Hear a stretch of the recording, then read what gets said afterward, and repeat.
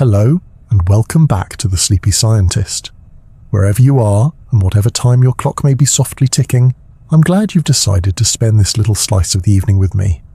Before we settle in, I'd love to know where you're watching or listening from, and what time it is where you are. Are you curled up under a blanket at 10 past 10, resting in a hammock somewhere tropical as midnight hums past? Or perhaps it's 3:30 in the morning and you're keeping company with owls and quiet thoughts. Either way, you're in good company here. If you enjoy these slow, calming journeys through science and wonder, it would mean a great deal if you tapped the like button or gently nudged the subscribe bell. No rush, of course. We've got all the time in the world. Tonight we're going to take a very slow walk through some very slow science. Experiments so patient, so deliberate, that they make glacial movement look impulsive.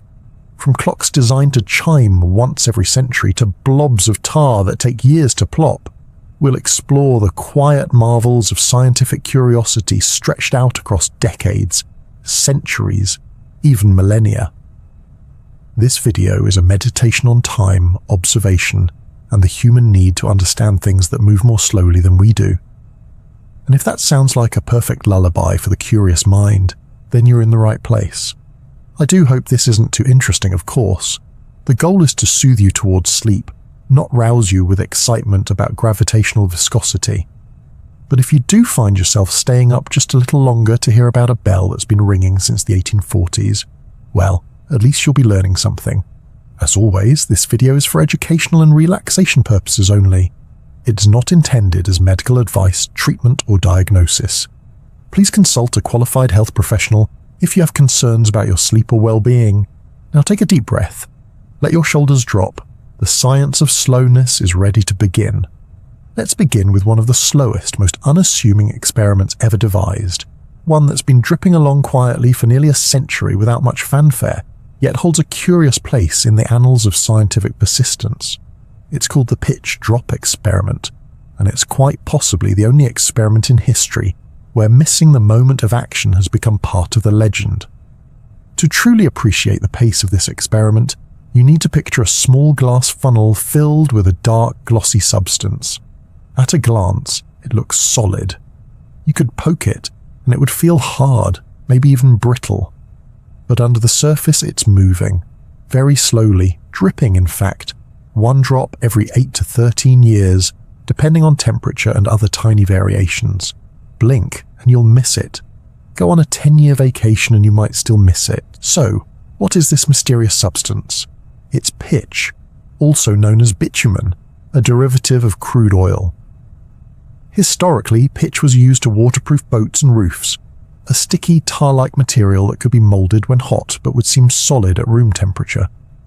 The key word here is seem, because while pitch appears solid, it's actually a very slow-flowing liquid. That's right. It just moves on a timescale that makes tectonic plates look speedy. The pitch drop experiment was started by Professor Thomas Parnell at the University of Queensland in Australia in the year 1927. Parnell, a physics professor, wanted to demonstrate to his students that some substances we consider solids are, in fact, highly viscous liquids. So he took a quantity of heated pitch, poured it into a sealed glass funnel, and let it settle for 3 years. 3 whole years, just to be sure it had fully settled and cooled. Then, in 1930, he cut the bottom of the funnel stem and placed the apparatus under a glass dome to protect it from dust and air currents. And then he waited.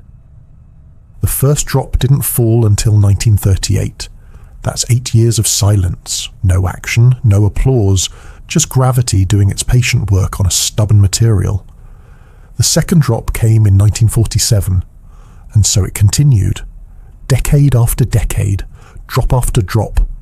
What's both hilarious and endearing about this experiment is that no one actually saw a drop fall until very recently, despite multiple attempts to catch it in the act. Cameras were set up, observers watched, but the drop always fell just out of view during a recording glitch or between scheduled checks. It was almost as if the pitch was shy. In fact, the most famous missed drop occurred in the year 2000, when a webcam had been installed to monitor the experiment. A drop fell, and the camera had broken just hours before. Finally, in 2013, technology and patience aligned. For the first time, a drop was recorded as it separated from the funnel and landed. It wasn't flashy. It didn't splash or bounce. It simply hung there, as if unsure about its life choices, and then, plop, it fell. Scientists and science lovers around the world celebrated. Quietly, of course. This was a slow-motion victory. So what exactly does this experiment tell us? At first glance, it might not seem like it tells us much. It's slow, awkward, and mostly uneventful. But in truth, it demonstrates an important concept in physics: viscosity. That's the measure of a fluid's resistance to flow. Water has low viscosity. It flows easily. Honey is thicker, molasses is thicker still. But pitch has a viscosity about 200 billion times that of water. That's like comparing a racing cheetah to a particularly lazy glacier. The pitch drop experiment also challenges our assumptions about the states of matter. We tend to think of substances as neatly fitting into one of three categories: solid, liquid, or gas. But pitch occupies a strange middle ground. It shatters if struck with a hammer, very solid-like. But left undisturbed, it flows like a liquid. It doesn't transition rapidly between states. It simply exists in this glacial ooze of its own design. And while the experiment may seem quaint now, it was genuinely important in demonstrating that not everything that looks solid truly is. Our senses can deceive us. Something might feel hard and unmoving, but under the right conditions, and with enough time, it reveals its true nature. Now, here's a delightful twist. The University of Queensland's pitch drop experiment is not the only one of its kind. In fact, there's a similar experiment at Trinity College in Dublin, Ireland. The Irish version began in the 1940s and has its own pitch sample slowly dripping away in a bell jar in the physics department. The Dublin pitch experiment is less well known, but it has one distinct advantage: it's been more successfully observed. The team at Trinity managed to catch a drop falling on video back in 2015, making it a rare instance where the Irish beat the Australians at something involving slow drips and determination. So why keep this experiment running? Well, in a world obsessed with instant gratification, the pitch drop experiment is a quiet act of rebellion. It's a testament to the value of patience, persistence, and curiosity. It reminds us that not all discoveries come with fireworks. Some come with a gentle plop every dozen years or so. And that's still beautiful. There's also something poetic about the fact that the man who started it, Professor Parnell, never lived to see even the third drop fall. He passed away in 1948, yet the experiment he began continues, still teaching, still mesmerizing people with its slow, sticky elegance. And speaking of sticky elegance, you might be wondering whether the pitch could stop flowing altogether. In theory, yes, if the temperature dropped significantly or the apparatus became compromised. But under current conditions, there's no reason it shouldn't continue, and at its current rate it might keep dripping for another century or more. Imagine that. A science experiment quietly continuing long after the people who built it, watched it, or even remembered it are gone. A tiny glass funnel filled with ancient tar, keeping time not in seconds or minutes, but in decades and lifetimes. The pitch drop experiment is, in some sense, a kind of scientific Zen garden. It's not about results in the traditional sense. It's about observation, waiting, trusting that even the slowest processes have something to teach us, if only we're willing to slow down enough to listen. So the next time you feel like everything's moving too fast, emails piling up, news feeds scrolling endlessly, clocks ticking louder than usual, remember the pitch. Sitting in a quiet glass dome in a university lab, doing absolutely nothing dramatic for years on end, and still managing to capture the hearts and minds of curious people around the world. And if that isn't worthy of a bedtime story, I don't know what is. Imagine designing a clock that will still be ticking long after every city you know has crumbled to dust, long after your great-great-grandchildren's great-grandchildren have forgotten your name. A clock so patient, so methodically deliberate that it ticks once per year. It chimes once every 100 years. And if you happen to be around in 10,000 years, it will give you a very special cuckoo. This is not a science fiction fantasy. This is the real, currently under construction, quietly ticking marvel known as the clock of the long now. Let's take a deep breath and wind back the gears. The idea for the clock began not with an engineer or physicist, but with a computer scientist and inventor named Danny Hillis. In the late 1980s, Hillis found himself growing concerned with the increasing short-term focus of modern society. Politics, media, business, even science in some cases, seemed increasingly obsessed with what was happening in the next 24 hours or the next quarterly earnings report. Long-term thinking, the kind that spans generations, was falling out of fashion. So he had an idea. What if we built a monument to time itself? A clock that could inspire people to think in terms of centuries and millennia, not just minutes and seconds. A clock that would last 10,000 years. Not metaphorically, not poetically, but actually last 10,000 years. In true inventor fashion, Hillis started working on prototypes. He even stored some early versions in a closet at the Massachusetts Institute of Technology. But the idea grew. It resonated. And by the mid-1990s, he had founded the Long Now Foundation, an organization devoted to encouraging long-term thinking and responsibility. The name itself, Long Now, was coined by musician and artist Brian Eno, who joined the project early on. Eno, ever poetic, said that now should be a bigger concept. Not this tiny sliver of time we live in, but a long now, stretching backward and forward in deep time. The clock they envisioned would not just be a clever piece of engineering, it would be a symbol, a mechanical poem, a reminder that we are part of something vast and unfolding. Now, the engineering of such a clock presents a few challenges. Imagine designing something that has to function accurately for 10,000 years. Batteries won't cut it. Computers crash. Software becomes obsolete. Materials decay. So how do you make a clock that survives millennia? You start by building it out of incredibly durable materials. The Long Now clock is being constructed from marine-grade stainless steel, high molybdenum alloys, and ceramic. These materials are chosen to resist corrosion, weathering, and time's usual mischief. There are no plastic gears, nothing that requires oiling or constant maintenance. You also design it to be powered by natural forces. Visitors who climb the installation will help wind it, using human energy to raise weights that power the mechanism.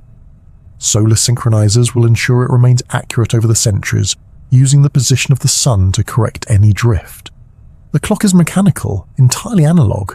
It's filled with slow-moving cams, gears, and rods that drive its hands and chimes. One of its more delightful features is the chime generator, designed by Brian Eno, which plays a unique melody every day. There are 365 different melodies per year, and no melody will repeat for 10,000 years. Let that sink in. No repetition for 10 millennia. The music of time composed slowly and uniquely, day after day. And the clock's display? Rather than show you the current hour and minute, the Long Now clock shows the year. Just the year. Because when you're thinking in millennia, minutes don't really matter. It's designed to make you feel small in a good way. Now, where is this marvel located? The first full-scale version is being built deep inside a mountain in West Texas, specifically on land owned by Amazon founder Jeff Bezos, who has been one of the clock's major supporters and financial backers. It's not a flashy monument placed in a city square. It's hidden. To reach it, you must hike for hours through rugged desert terrain and ascend a spiraling tunnel carved into the mountain itself. The journey is part of the experience. Time, after all, is not always convenient. The mountain location offers natural protection. It's geologically stable, remote, and less vulnerable to weather, war, or urban expansion. Once completed, the clock will sit quietly, waiting for visitors who want to listen to time itself. And that's part of the magic. The clock doesn't run continuously. It's powered when people wind it. So if no one visits for a few years, it simply waits. Time passes, gears pause, and then, when someone returns, it resumes right where it left off. There's a profound humility in that design. The clock doesn't demand attention. It simply continues, quietly, indefinitely. So why build such a thing? Isn't it just an expensive, over-engineered curiosity? Well, yes and no. It is a curiosity, but it's also a message. It's a challenge to how we think. The Long Now clock forces us to consider the future not as an abstraction, but as a place that actually exists and will be inhabited by people who may care deeply about the choices we make today. It asks us to imagine what kind of legacy we're leaving, not just in cultural terms, but environmental, technological, and ethical ones. When you stand before a machine designed to last 10,000 years, you can't help but feel a bit more connected to the flow of history. You think about the builders of Stonehenge and the pyramids. You think about the people who first planted trees that still bear fruit today, and you wonder, what are we building that might last? The Long Now Foundation has other projects too, like the Rosetta Project, which is preserving human languages on microscopic discs, and the Manual for Civilization, a library of books chosen to reboot society if needed. But the clock is their heartbeat, a quiet, slow, enduring tick in a world full of buzzes and beeps. Of course, there's something charmingly paradoxical about a 10,000-year clock. It requires the most advanced thinking to create something that functions with almost no technology. It uses old-school mechanics to promote futuristic awareness. It celebrates simplicity in an age of complexity. And in doing so, it reminds us that sometimes the best way to move forward is to slow down. There's also an existential calm that comes from knowing that such a thing exists. While news cycles churn and emails multiply and trends flare and vanish, this clock is still sitting in a cave in Texas, marking time with the patience of stone. It does not care who is president. It does not worry about viral videos. It simply exists slow and sure, like the turning of the earth or the drift of continents. And that's perhaps the deepest lesson of the Long Now clock. Not just that we can build for the long term, but that we should. That slowing down, thinking ahead, and taking care in what we build can offer a kind of peace that's rare in our hurried world. So the next time you glance at the clock and sigh about how fast the day has gone, remember there's another clock, hidden in a desert mountain, that's barely noticed your year at all. It's still ticking, patiently, gently, a quiet echo of the future, and you're part of that future too. If you've ever looked at a tree stump and counted the rings, you've already dipped a toe into one of the most quietly astonishing scientific fields in existence. It's called dendrochronology, which is a wonderfully fancy word for the study of tree rings, and it's one of the longest-running, most patient sciences humanity has ever cultivated. Pun entirely intended. Now, trees in their dignified, swaying silence are not just lovely to look at or excellent for hammocks. They're record keepers. Timekeepers, actually. Every year, a tree grows a little bit more, laying down a fresh ring in its trunk. Like an organic time-lapse photograph, those rings store clues about what was happening in the environment when they formed. If the tree had a good year, plenty of sunshine, rain, and no stress, it adds a nice wide ring. If it had a rough time, drought, frost, fire, or disease, the ring might be narrow, misshapen, or even discolored. By carefully studying these rings, scientists can reconstruct environmental conditions stretching back thousands of years. Not just how old the tree was, but how wet it was in the year 863, or how volcanic ash in the air affected growth in the year 1380. And unlike other forms of environmental data, tree rings don't require fancy satellite technology or delicate laboratory work. All you need is a core sample from a tree, a microscope, and a lot of patience. Scientists use an instrument called an increment borer, which sounds much more dramatic than it is. It's basically a long, thin tube that extracts a pencil-sized core from a tree without harming it. That core is then examined under magnification, and each ring is counted and measured. It's a meticulous job, often involving hours spent peering at wiggly lines that look remarkably like a zebra's stripe pattern. But here's the magical part. Dendrochronologists can match up tree ring patterns from different trees in the same region. For example, a living tree might be 300 years old. A nearby dead tree, now a timber beam in an old barn, might go back even further. If their ring patterns overlap, scientists can align them like puzzle pieces, extending the record backward in time. Keep doing this, tree by tree, and you can create an unbroken chain of data that stretches back thousands of years. In some parts of the world, these continuous ring chronologies go back over 11,000 years. That's longer than written language, longer than agriculture in many places, longer than cities. Through tree rings, we can read the story of climates long before human beings ever thought to write down the weather. Take the bristlecone pine, for instance. These gnarled, ancient trees live in high-altitude, dry regions of the American Southwest. Some are nearly 5,000 years old and still alive. Their twisted trunks and slow growth make them ideal for dendrochronology. In fact, one famous bristlecone pine, affectionately known as Methuselah, is considered one of the oldest known non-clonal organisms in the world, estimated to be over 4,800 years old. Imagine that. A tree that began growing while the Egyptian pyramids were just an ambitious twinkle in some architect's eye. Still standing, still growing, still quietly logging each passing year into its wooden memory. But tree rings do more than just measure time. They also help us understand past climate. By analyzing ring widths, wood density, and even the isotopes present in the wood, scientists can infer temperature patterns, rainfall levels, and even solar activity. That means tree rings are vital to climate science. They act as natural proxies, stand-ins that help us fill gaps in historical climate records. For instance, tree ring data has been essential in understanding the so-called Little Ice Age, a period of cooler temperatures that lasted from roughly the 14th to the 19th centuries. By studying trees from this period, researchers could see evidence of shorter growing seasons, increased stress, and lower average temperatures. And the precision is astonishing. Unlike ice cores or sediment layers, which can be a little fuzzy in their annual resolution, tree rings are exact.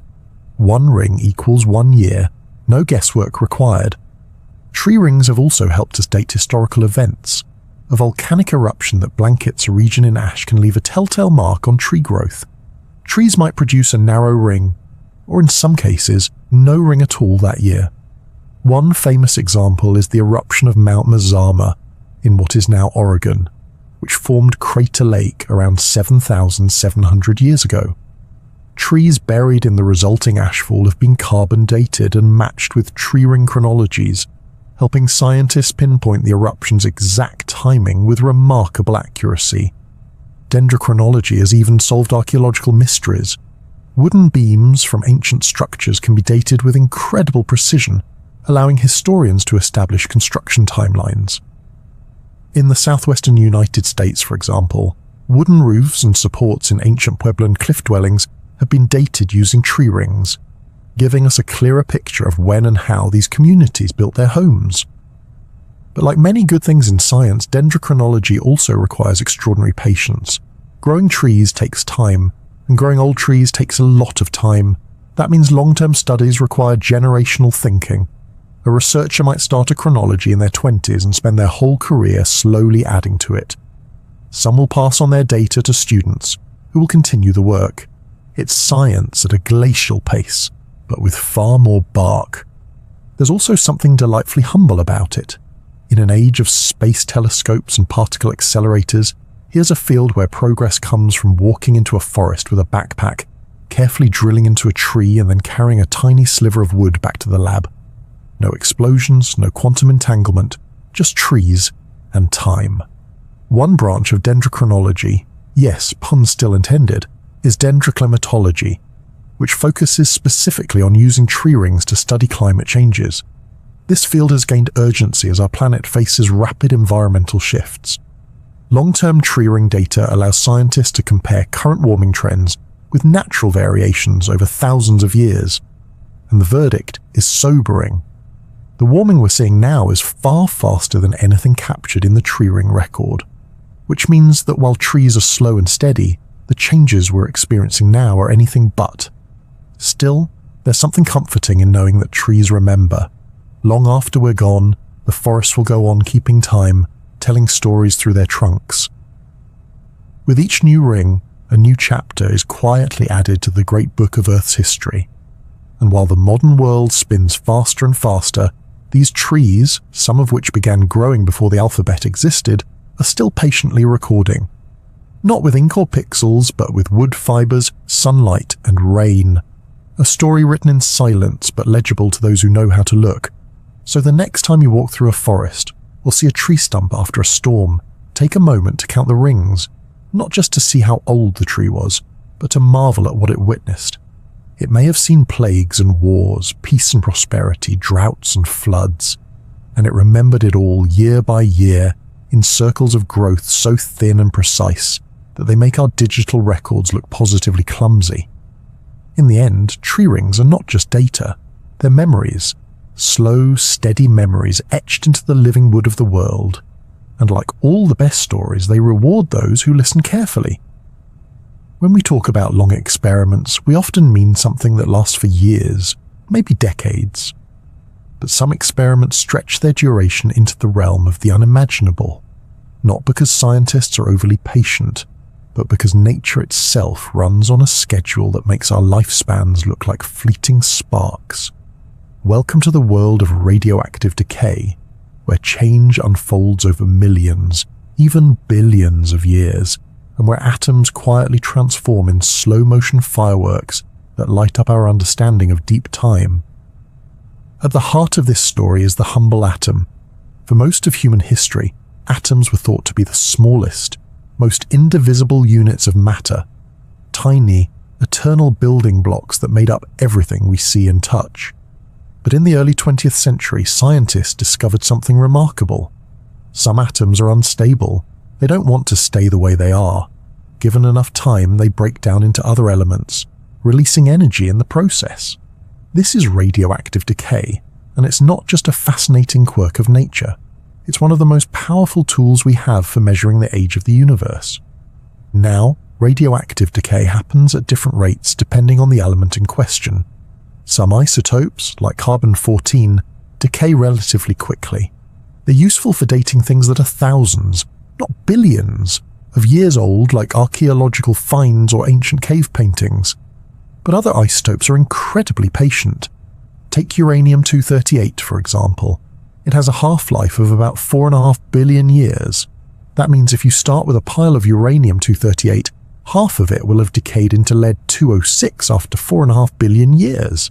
Half! The rest will still be uranium, just hanging out.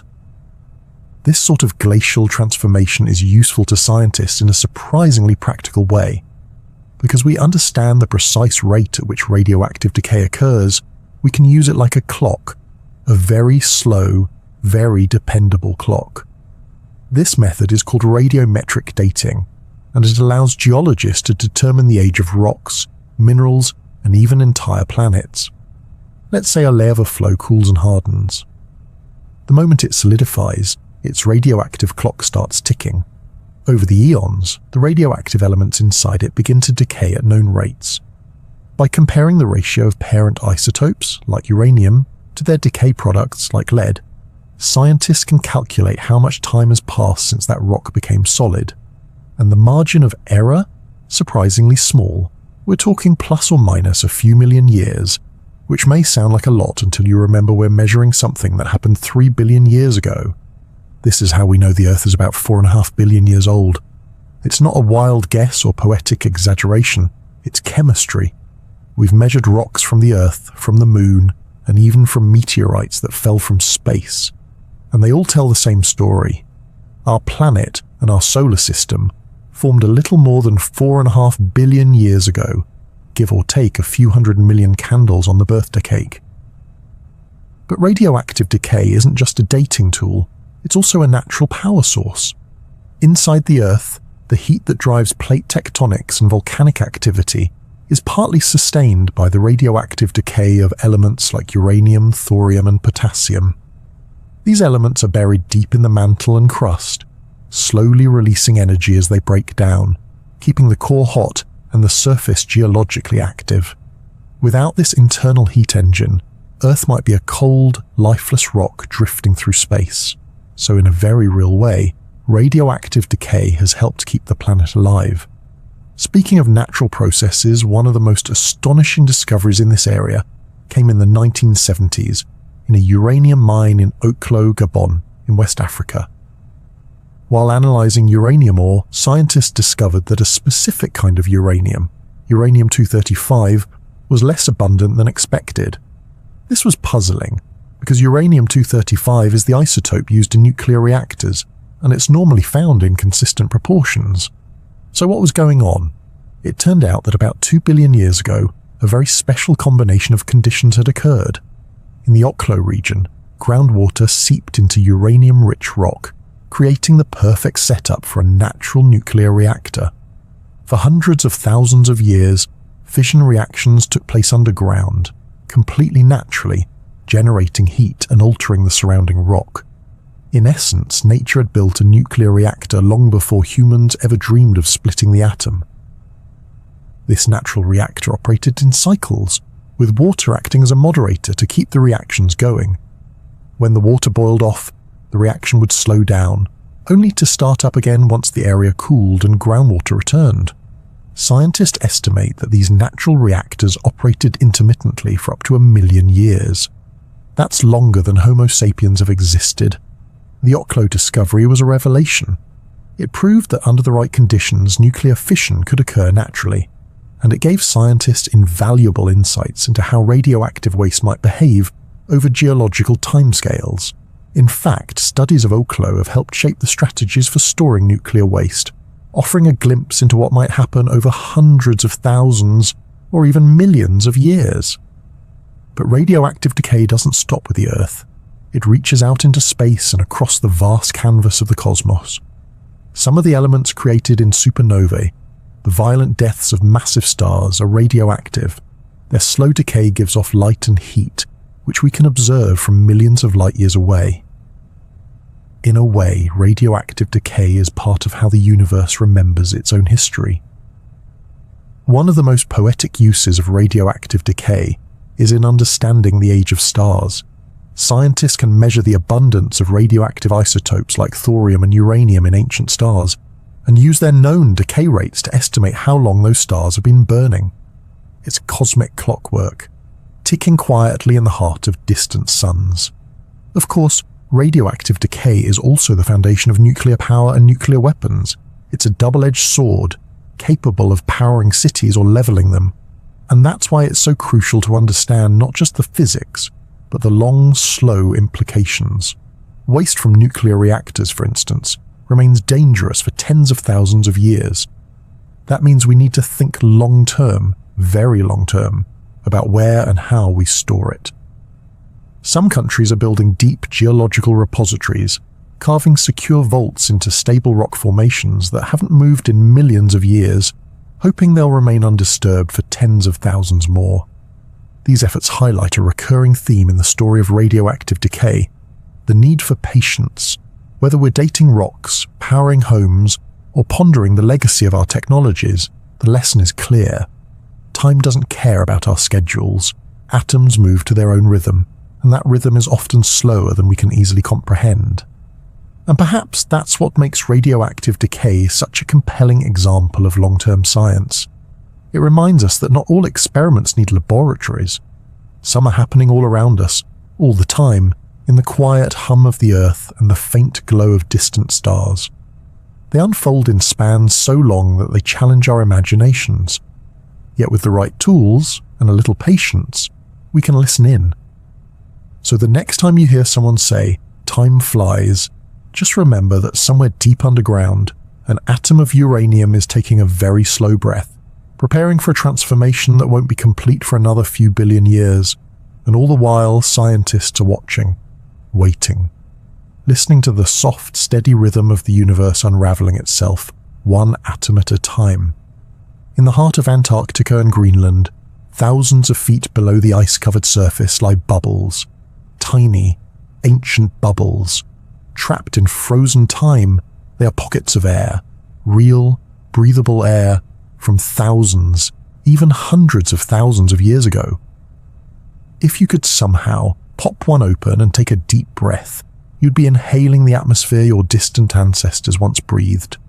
It would smell no different, but chemically, it would whisper stories of past climates, long-forgotten volcanic eruptions, and ancient skies heavy with dust. Welcome to the world of ice cores, one of the most elegant time machines science has ever built. In this frozen archive, scientists have found a way to read the Earth's history, not from books or fossils, but from the silent, icy layers laid down year after year, snowfall after snowfall for over 800,000 years. Ice core science is all about layers. Much like tree rings, each year of snowfall creates a new stratum of ice. Over time, as snow piles on top of snow, the lower layers are compressed into solid ice. This ice isn't just frozen water, it's a layered document storing everything from atmospheric gas concentrations to ash particles, sea salt, pollen, and even microbes. Each layer captures the state of the planet at the time it formed, offering a remarkably detailed timeline of Earth's environmental history. The process of retrieving an ice core begins with drilling. Picture a long cylindrical drill bit spinning its way deep into the polar ice sheets, extracting slender columns of ice, sometimes stretching more than 2 miles below the surface. These cores are carefully removed, packaged like precious artifacts, and flown to laboratories where they are stored at sub-zero temperatures to keep them as pristine as possible. One of the most famous drilling sites is the Epica Dome Sea Project in Antarctica, where scientists extracted an ice core that extends back more than 800,000 years. That means we have a year-by-year snapshot of Earth's climate stretching almost 1 million years into the past. Another site, the Greenland Ice Core Project, has similarly provided valuable records of the Northern Hemisphere's climate history. So, what do scientists do with these frozen time sticks? They analyze the bubbles. Trapped within each layer are tiny pockets of ancient air, and by studying their composition, researchers can reconstruct the concentrations of greenhouse gases like carbon dioxide and methane. These records show us with stunning clarity how the Earth's climate has fluctuated naturally over time. Ice core data has revealed the cyclical nature of ice ages, periods of warming, and dramatic shifts that happened in a matter of decades. For instance, the transition out of the last ice age, around 20,000 years ago, wasn't a slow and steady thaw. In some places, temperatures rose by more than 10 degrees Celsius in less than a century. That's a blink of an eye, geologically speaking. Ice cores help scientists see these rapid changes and understand what might have caused them. Shifts in ocean currents, changes in Earth's orbit, or massive releases of methane from melting permafrost. And because we can compare these natural patterns to modern measurements, we can also see what's unprecedented. In recent decades, carbon dioxide levels have skyrocketed far beyond anything seen in the last 800,000 years. The bubbles don't lie. They tell us that while Earth's climate has always changed, it has never changed this fast or this dramatically in such a short span of time, not without help from human activity. But ice cores aren't just climate detectives. They're also time capsules of major global events. Volcanic eruptions, for example, leave distinct chemical fingerprints in the ice. Sulfate spikes in a certain layer can be linked to known eruptions, like the massive explosion of Mount Tambora in 1815, which caused the year without a summer. Crops failed, temperatures dropped, and poets like Mary Shelley wrote gloomy novels by candlelight. All of that drama, captured in a thin layer of ice, even more ancient eruptions, ones that humans didn't witness, are recorded in the ice. Scientists can use these signals to reconstruct a timeline of volcanic activity stretching back hundreds of thousands of years. These records help us understand how eruptions have influenced global temperatures, agriculture, and even human migration patterns. There are even layers that contain microscopic sea salt blown in from distant oceans, which reveal changes in wind patterns. Pollen grains tell us about shifting vegetation. Traces of cosmic dust hint at meteor impacts. It's like a high-resolution documentary of the planet's behavior, shot entirely in shades of white. And here's a delightful twist. Ice core scientists often work in pristine, isolated environments for weeks or months at a time. Their field labs are usually remote, freezing, and completely cut off from modern distractions. It's a kind of monastic existence. Just you, the drill, the cold, and the slowly unfolding narrative of deep time. The actual drilling is slow and methodical, requiring careful calibration and endless patience. And once a core arrives back at the lab, the analysis can take years. These are not quick experiments, but the reward is a front-row seat to the memory of the planet. Some scientists even get poetic about it. They describe the ice as whispering or singing or holding its breath. And when you consider that these frozen layers have waited quietly for hundreds of thousands of years just to be read by a curious mind in a lab coat, it's not hard to see why. Interestingly, ice cores aren't limited to the poles. Scientists have also extracted cores from tropical glaciers, such as those in the Andes and the Himalayas. These ice records are often more fragile and more endangered thanks to rapid warming, but they offer valuable data about regions that are otherwise hard to study. Some tropical cores have revealed that massive droughts helped bring down ancient civilizations like the Mayans. That's the beauty of ice. It can show us how climate shapes human history. As the climate warms, though, we face a sobering reality. Some of these frozen records are melting. Glaciers that took tens of thousands of years to form are disappearing in decades. That means scientists are racing against time to preserve these ice cores. Efforts like the Ice Memory Project aim to store backup cores in protected vaults, essentially creating cryogenic libraries for future generations. Think of it as insurance for planetary memory. And while most of us may never visit a glacier or hold an ice core in our hands, the impact of this research reaches all of us. Thanks to these frozen archives, we have a clearer understanding of how Earth's systems work. We can see the fingerprints of ancient disasters and patterns of recovery. We can tell the difference between natural cycles and human-caused changes. And perhaps most importantly, we can imagine what lies ahead.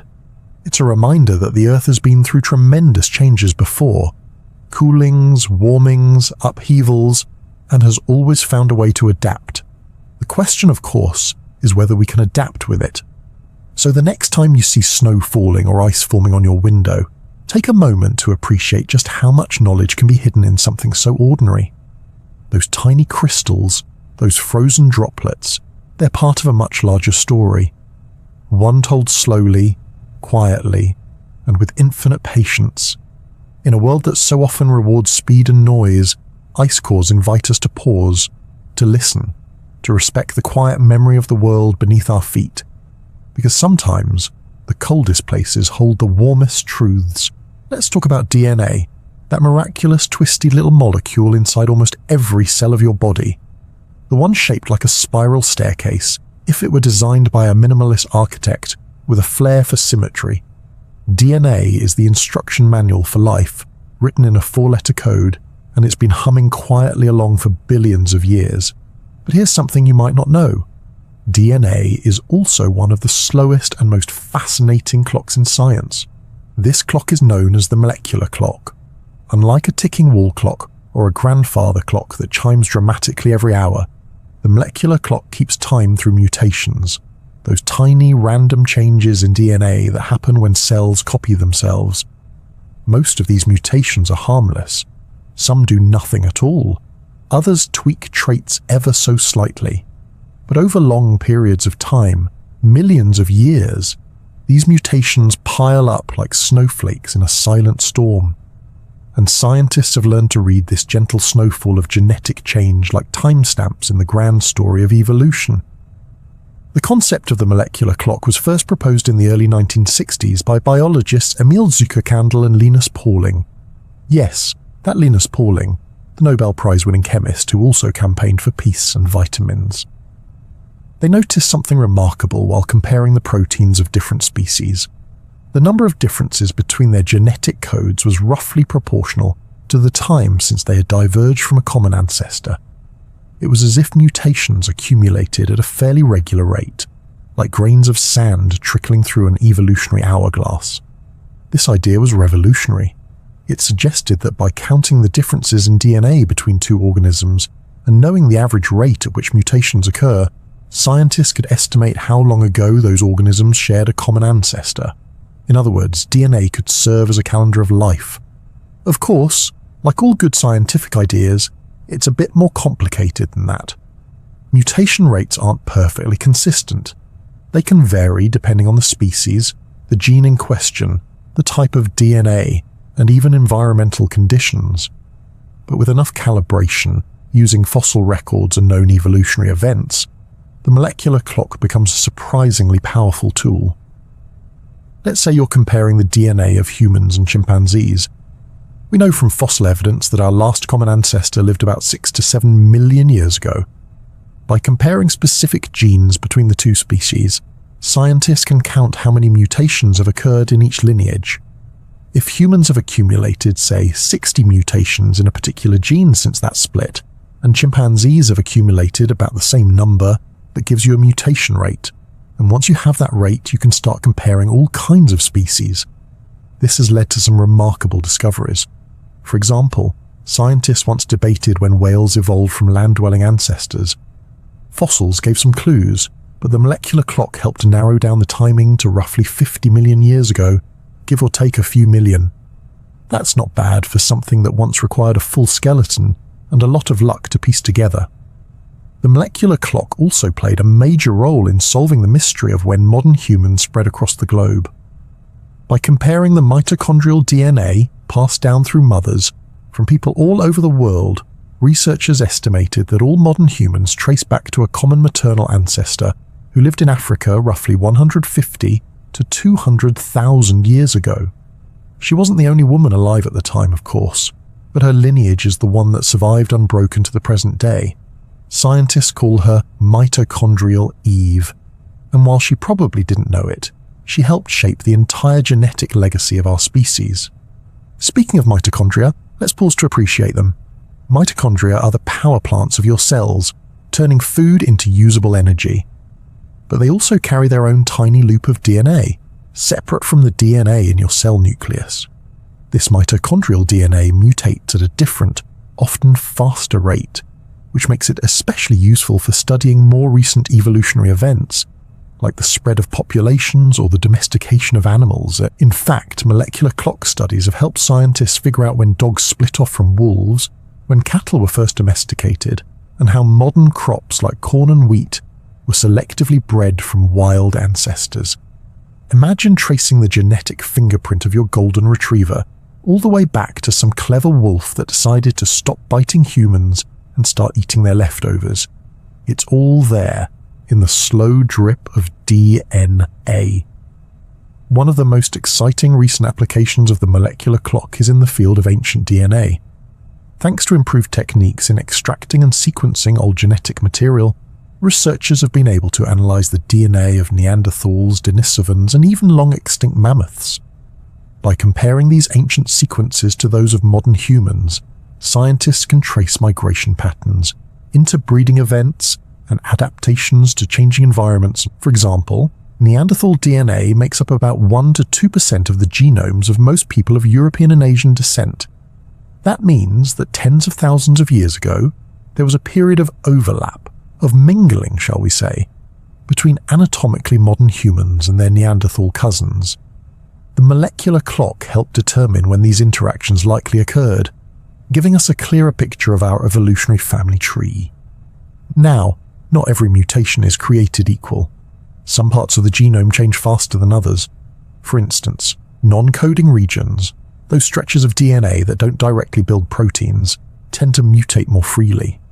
Protein-coding genes, on the other hand, are under stricter evolutionary pressure, since changes there can be harmful. By focusing on different types of genetic material, scientists can adjust the speed of the clock to suit the time frame they're studying. There's even a molecular clock buried in viruses. In fact, it's been an essential tool for tracking the evolution of viral outbreaks. The COVID-19 pandemic gave us a crash course in real-time molecular clockwork, as scientists around the world sequenced thousands of viral genomes to track how the virus was mutating, spreading, and adapting. By comparing these sequences and noting the changes, researchers could estimate how long the virus had been circulating and identify emerging variants. In that case, the molecular clock wasn't just an academic curiosity, it was a vital part of the global response. It helped guide public health decisions, vaccine design, and our understanding of viral behavior. All thanks to a principle discovered more than half a century ago in a humble lab, built on the slow, steady tick of DNA. Of course, there's something deeply philosophical about the whole concept. Your body is made up of trillions of cells, each one containing DNA that has been copied and passed down through uncountable generations. And every time your DNA was replicated, whether in a bacterium, a fish, a primate, or a human, a few tiny changes occurred. Over billions of years, those little changes accumulated. Some led to new traits, some faded into obscurity, but all of them left a mark. You are, in a very real sense, a walking experiment in molecular timekeeping. Your genome is the sum total of eons of trial and error, of tiny missteps that turned into milestones, and whether or not you ever think about it, your cells are still ticking, still mutating, still participating in the slow cosmic experiment of life. It's easy to forget that in the rush of everyday living, but the molecular clock is always running, not in the background, but right at the heart of who you are, quiet, steady, and impossibly ancient. So the next time you look in the mirror, consider this. Behind your eyes is a story written in 4 letters, shaped by billions of years and still unfolding. And somewhere in that story, ticking softly like a heartbeat in the fabric of your being, is the slowest experiment you'll ever take part in, life itself. Deep beneath the surface of the earth, sealed in ancient crystals, frozen in polar ice, and buried in desert salt flats, some of the smallest life forms on the planet have been playing the longest waiting game in biological history. These are microbes, bacteria, spores, and other microscopic beings that have paused their lives for thousands, even millions of years, waiting patiently for just the right moment to spring back into action. If there were an Olympic event for persistence, these organisms would not just win. They'd outlive the referees, the stadium, and possibly the entire sport. Welcome to the world of microbial dormancy, a field where life slows down to an almost imperceptible crawl, where metabolism hibernates, and where the boundary between life and non-life becomes beautifully blurry. It's a realm that challenges our understanding of biology, resilience, and time itself. Let's begin with spores. Not the kind you sprinkle on a salad or find puffing from a mushroom in the woods, but bacterial spores. These are special survival forms that some bacteria produce when conditions get tough, when food runs out, water disappears, or temperatures swing to extremes. Rather than die off, these bacteria essentially build themselves a tiny bunker. They shed water, thicken their walls, slow their metabolism to a crawl, and enter a state of suspended animation. Think of it as hitting the pause button on life, but with all the sophistication of a miniaturized space capsule. And they can stay in that pause state for a very, very long time. In laboratories, scientists have revived spores that were thousands of years old, taken from the digestive tracts of ancient mummies, or sealed in permafrost since the Ice Age. These bacteria, once considered long dead, sprang back to life when given warmth, moisture, and nutrients. It's as if they had simply been napping, a millennia-long nap with no alarm clock in sight. One particularly eyebrow-raising case involved salt crystals from a New Mexico salt mine. Researchers found fluid inclusions, tiny pockets of ancient brine, trapped inside halite crystals that were dated to be around 250 million years old. That's older than the dinosaurs, that's older than flowering plants. And inside those pockets, they found what appeared to be viable microorganisms. Now, this kind of claim is controversial. It's difficult to conclusively prove that the microbes didn't sneak in through contamination. But even if we take a more conservative view, there's plenty of solid evidence that microbes can survive for hundreds of thousands, possibly millions of years, in states of dormancy. Permafrost samples from Siberia have yielded viable bacteria estimated to be 500,000 years old. Antarctic ice has preserved microbial life from glacial periods long before human civilization began. What makes this possible? It comes down to a few impressive biological tricks. First, these dormant cells repair their DNA slowly over time, even when metabolically inactive. They also produce specialized proteins and sugars that protect their internal structures from damage caused by freezing, drying, or radiation. Some even form a kind of glassy matrix inside their cells to keep everything stable. These mechanisms act like biological bubble wrap, preserving the essential components of life during long, cold waits. There's also tardigrades, of course, those famously indestructible water bears. While not microbes themselves, tardigrades are microscopic animals known for their ability to survive extreme environments, from the vacuum of space to boiling water. They do this by entering a state called cryptobiosis, during which they expel nearly all water from their bodies and suspend metabolic activity entirely. In this state, they've been known to survive for decades without food or water, and while decades might sound short compared to bacteria's million-year record, it's still impressive for a creature with tiny feet and a digestive tract. This ability to pause life has major implications for science, particularly in the field of astrobiology. If bacteria can survive millions of years frozen in ice or trapped in salt on Earth, it raises the possibility that life might survive similar conditions on other planets or moons. Europa, one of Jupiter's moons, has a frozen surface with signs of subsurface oceans. Mars, too, has polar ice caps and evidence of past liquid water. Could dormant life be waiting in those alien soils, just as it waited in our ancient deserts? NASA certainly thinks it's possible. Some of the life detection missions to Mars include instruments designed to look for dormant or recently reactivated microbes. If life ever did exist on Mars, it may have taken a page from Earth's microbial playbook, retreating into dormancy as the planet dried out and cooled, waiting patiently for moisture or warmth to return. Back on Earth, scientists are now exploring whether dormancy plays a role in long-term ecosystem survival. Soil, for example, is teeming with microbial life, but not all of it is active. In fact, it's estimated that in many soils, as much as 90% of the microbial population is dormant at any given time. They're essentially on standby, waiting for the right conditions to come back online. This dormant pool of life acts as a kind of microbial seed bank, helping ecosystems recover from disturbances like droughts, fires, or human development. Dormancy also plays a role in health. Some disease-causing bacteria can enter dormant states to avoid antibiotics, which typically target actively dividing cells. This is one reason why some infections can be stubbornly recurrent. The bacteria hide out, wait for the coast to clear, and then re-emerge. Tuberculosis is a classic example. The bacteria responsible can remain latent in the body for years, even decades, before causing symptoms. Understanding how dormancy works at the cellular level could lead to better treatments and new ways of combating persistent infections. And let's not forget the potential applications in biotechnology. Scientists are studying these hardy microbes to develop better ways of preserving vaccines, storing genetic material, and even designing long-term life support systems for space travel. If bacteria can survive for thousands of years in a frozen cave, why not apply those same principles to human medicine, food preservation, or interplanetary exploration? But beyond the science, there's something quietly poetic about microbial dormancy. In a world obsessed with speed and productivity, these tiny organisms remind us that sometimes the best strategy is to wait, not to rush, to slow down so completely that time becomes almost meaningless.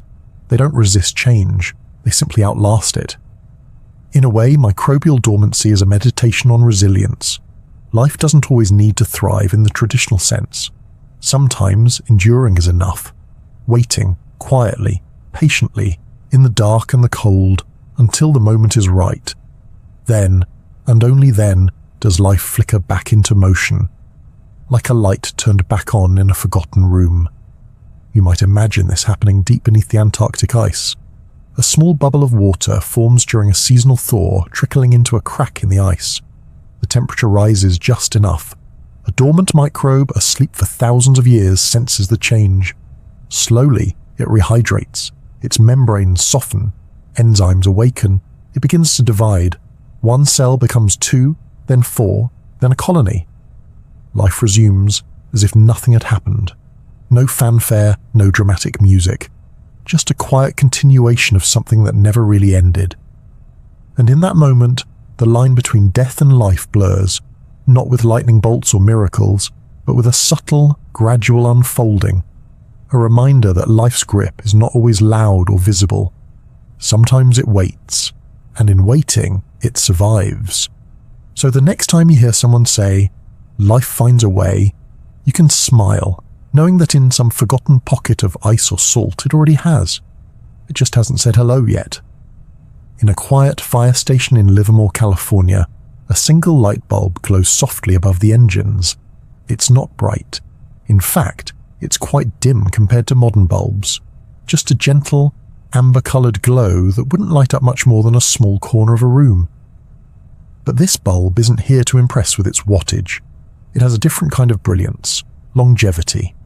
This humble light bulb has been on, almost continuously, since the early 1900s. That's right, a bulb that has been glowing through wars and moon landings, through the invention of television, smartphones, and the internet. It has outlived multiple fire chiefs, witnessed the birth and retirement of countless firefighters, and quietly watched as the world transformed around it. This is the Centennial Light, quite possibly the most enduring bulb in the history of illumination. Installed in either 1901 or 1902, historians are still debating the exact date.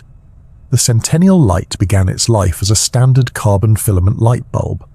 It was made by the Shelby Electric Company in Ohio, a company long since gone, and it originally hung in the Livermore Fire Department's hose cart house before being moved several times, always continuing its steady, sleepy glow. Now, just to clear the air, the bulb hasn't been on literally every second for over a century. There have been a few interruptions, brief power outages, the occasional move from one building to another, but aside from those tiny blips, it's been shining for well over 1 million hours. For comparison, a modern incandescent light bulb is expected to last about 1,000 hours. That means the Centennial Light has outlived over 1,000 of its more energetic, short-lived cousins. So how is this even possible? Did the Shelby Electric Company make their bulbs with a secret ingredient? Were the engineers of the early 20th century simply better at building things that lasted? Or is this a case of miraculous electrical luck? The truth, as usual, lies somewhere in the details. First, let's talk about design. The Centennial Light was made during a time when bulbs were engineered for durability rather than brightness. Its filament is made of carbon, not tungsten like most modern bulbs. Carbon filaments don't burn as hot as tungsten, which means less stress on the bulb and a longer life. But they also emit less light, which is why you rarely see them used today. The Centennial Light was only designed to emit about 4 watts of light, which is not much more than a strong nightlight. It's not going to brighten up a football stadium, but it will persist. Second, there's the matter of voltage. The bulb originally ran at around 120 volts, but over the years it's been connected to a regulated power supply that gives it a slightly lower, steady voltage. This reduces the stress on the filament and prevents surges that might otherwise cause it to fail. In other words, it's not just about the bulb itself, it's about how gently it's been treated. A slow and steady approach, perfectly fitting for an experiment in patience. Another factor is the filament design. Unlike modern coiled filaments that are designed to glow brightly and burn out quickly, early bulbs used simpler, straighter filaments. These weren't as efficient at converting electricity into light, but they were robust and thick. Less light, more longevity. All of this makes the Centennial Light something of an accidental experiment. No one expected it to last this long. No one planned a grand endurance test. But through a mix of solid engineering, gentle usage, and a little bit of electrical good fortune, it has become a symbol of durability and a quiet protest against planned obsolescence. That last part is particularly important. Planned obsolescence is the idea that products are intentionally designed to fail after a certain period to encourage repeat purchases. It's a strategy used in everything from smartphones to washing machines, and while it's good for business, it's not always great for consumers or the planet. The Centennial Light stands as a gentle rebuke to that approach. It's a whisper from the past, reminding us that things don't have to fall apart quickly, that durability has a certain grace, and that sometimes a slow-burning glow can outshine a brief, dazzling flash. Over the years, the bulb has become something of a celebrity. It has its own live webcam, a 24/7 stream where you can check in and see if it's still shining. Thousands of people have visited the fire station just to see it in person. It's been featured in documentaries, books, and even Guinness World Records. It's not just a light bulb anymore, it's a monument to endurance. There's something oddly comforting about it. In a world where technology changes at breakneck speed, where phones become outdated within a few years and software needs constant updating, the Centennial Light just keeps glowing, It doesn't beep or buzz. It doesn't connect to Wi-Fi. It has no smart features. It simply emits a soft light, day after day, decade after decade. And maybe that's why it captures the imagination. It's a relic of a time when things were built to last, and its continued existence invites us to pause and reflect, not just on engineering, but on our relationship with time, patience, and permanence. Think about all the things that have come and gone since this bulb was first switched on. Entire countries have risen and fallen. Technologies have appeared and disappeared. Styles, trends, and cultural moments have flashed into being and then faded. And through it all, in a modest little socket in a California firehouse, this one bulb has remained. Steady, glowing, unbothered. It's also worth noting that the Centennial light isn't the only long-lasting bulb out there. Several other bulbs, also from the early 20th century, have logged impressive lifespans, some in fire stations, others in old businesses or historic buildings. But none have matched the quiet, steady fame of the Livermore light. It's the elder statesman of illumination. Its caretakers take their jobs seriously. When it had to be moved in the early 1970s to a new fire station, it was escorted with all the ceremony you might expect for a local hero. It was never turned off, just carefully unplugged from one power source and plugged into another, like keeping a campfire alive by transferring a single ember. And while no one knows exactly how much longer it will last, the truth is, it doesn't really matter. Whether it dims tomorrow or a decade from now, the Centennial light has already earned its place in the story of science, engineering, and human curiosity. It's a symbol of endurance, yes, but also of observation. Because without people to notice, to measure, and to wonder, this little bulb would just be another old fixture in an old building. Instead, it became something more, an experiment in longevity that no one intended but everyone now respects. And perhaps that's the best kind of experiment, the ones that start by accident, grow through persistence, and shine on quietly, reminding us that sometimes being a little dim is the brightest idea of all. In a quiet corner of Michigan State University, tucked away in a perfectly ordinary-looking laboratory, one of the most extraordinary biological experiments in the world has been bubbling along, quite literally, for more than 3 decades. It doesn't involve lasers or billion-dollar equipment. No one's wearing spacesuits or splitting atoms. What it does involve is a dozen flasks of bacteria, some carefully measured nutrients, a few freezers, and a level of scientific patience that borders on mythical. This is the Long-Term Evolution Experiment, or LTEE for short. It was started in 1988 by evolutionary biologist Richard Lenski, and it has been running continuously ever since. Every single day for more than 35 years, this experiment has been documenting the slow, quiet dance of evolution in action. It is, in many ways, a love letter to the scientific method, and one of the best glimpses we have into how life adapts, changes, and surprises us, especially when we're paying attention. The LT is built around a very simple idea. Take 12 identical populations of Escherichia coli, a common bacterium found in the gut, and grow them under the same controlled conditions for thousands of generations. The setup is elegantly straightforward. Each day, the bacteria are transferred into fresh nutrient broth, allowed to grow and multiply, and then the process is repeated the next day. Just like that. Every single day. Including weekends and holidays. No exceptions. You might think, well, okay, that's nice, but what's so special about growing bacteria? After all, bacteria reproduce quickly, about once every 20 minutes under optimal conditions. That means in one day you can get several generations. Over the course of decades, you're not just watching bacterial growth, you're watching evolution at a pace that's visible, measurable, and absolutely fascinating. By the time the experiment reached its 30,000th generation in the mid-2000s, scientists had already witnessed dozens of interesting mutations and adaptations. By now, with the experiment well past 75,000 generations, it has become a treasure trove of evolutionary insight. Each of the 12 flasks in the experiment represents a parallel world. The bacteria in all 12 started from the same ancestral strain, placed into identical environments, but they evolved differently. Some flasks developed mutations that improved their growth rates. Others changed shape or metabolism, and one, famously, did something no one expected. It figured out how to eat something it shouldn't have been able to. This particular surprise came around generation 33,000. In one of the 12 flasks, a population of E. coli developed the ability to metabolize citrate in the presence of oxygen, something that normal E. coli just don't do.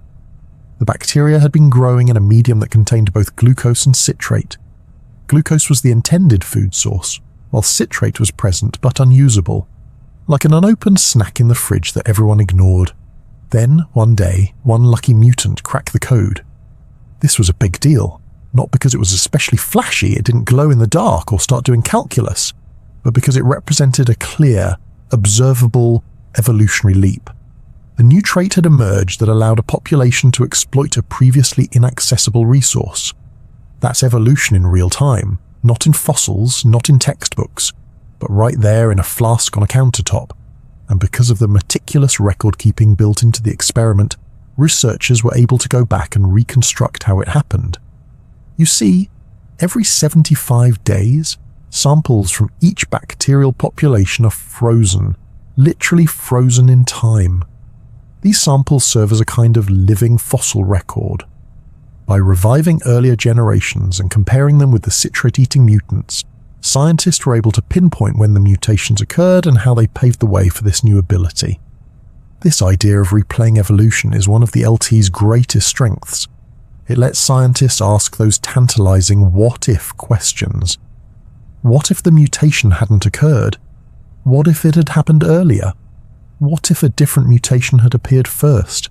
It's like being able to rewind and rewatch the same movie with different endings every time. And it's not just about citrate. Over the years, the 12 flasks have diverged in countless ways. Some populations became larger, others became more efficient at using glucose. Some evolved higher mutation rates, becoming more genetically flexible but also riskier. All of these changes reflect the tension between stability and adaptability, between conserving energy and exploring new possibilities. Another beautiful feature of the experiment is its openness.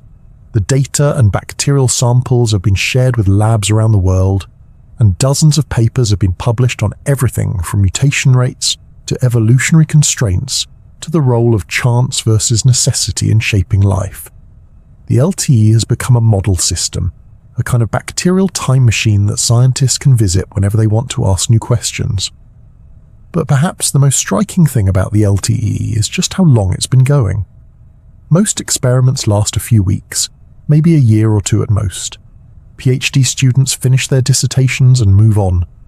Funding cycles end. Principal investigators retire.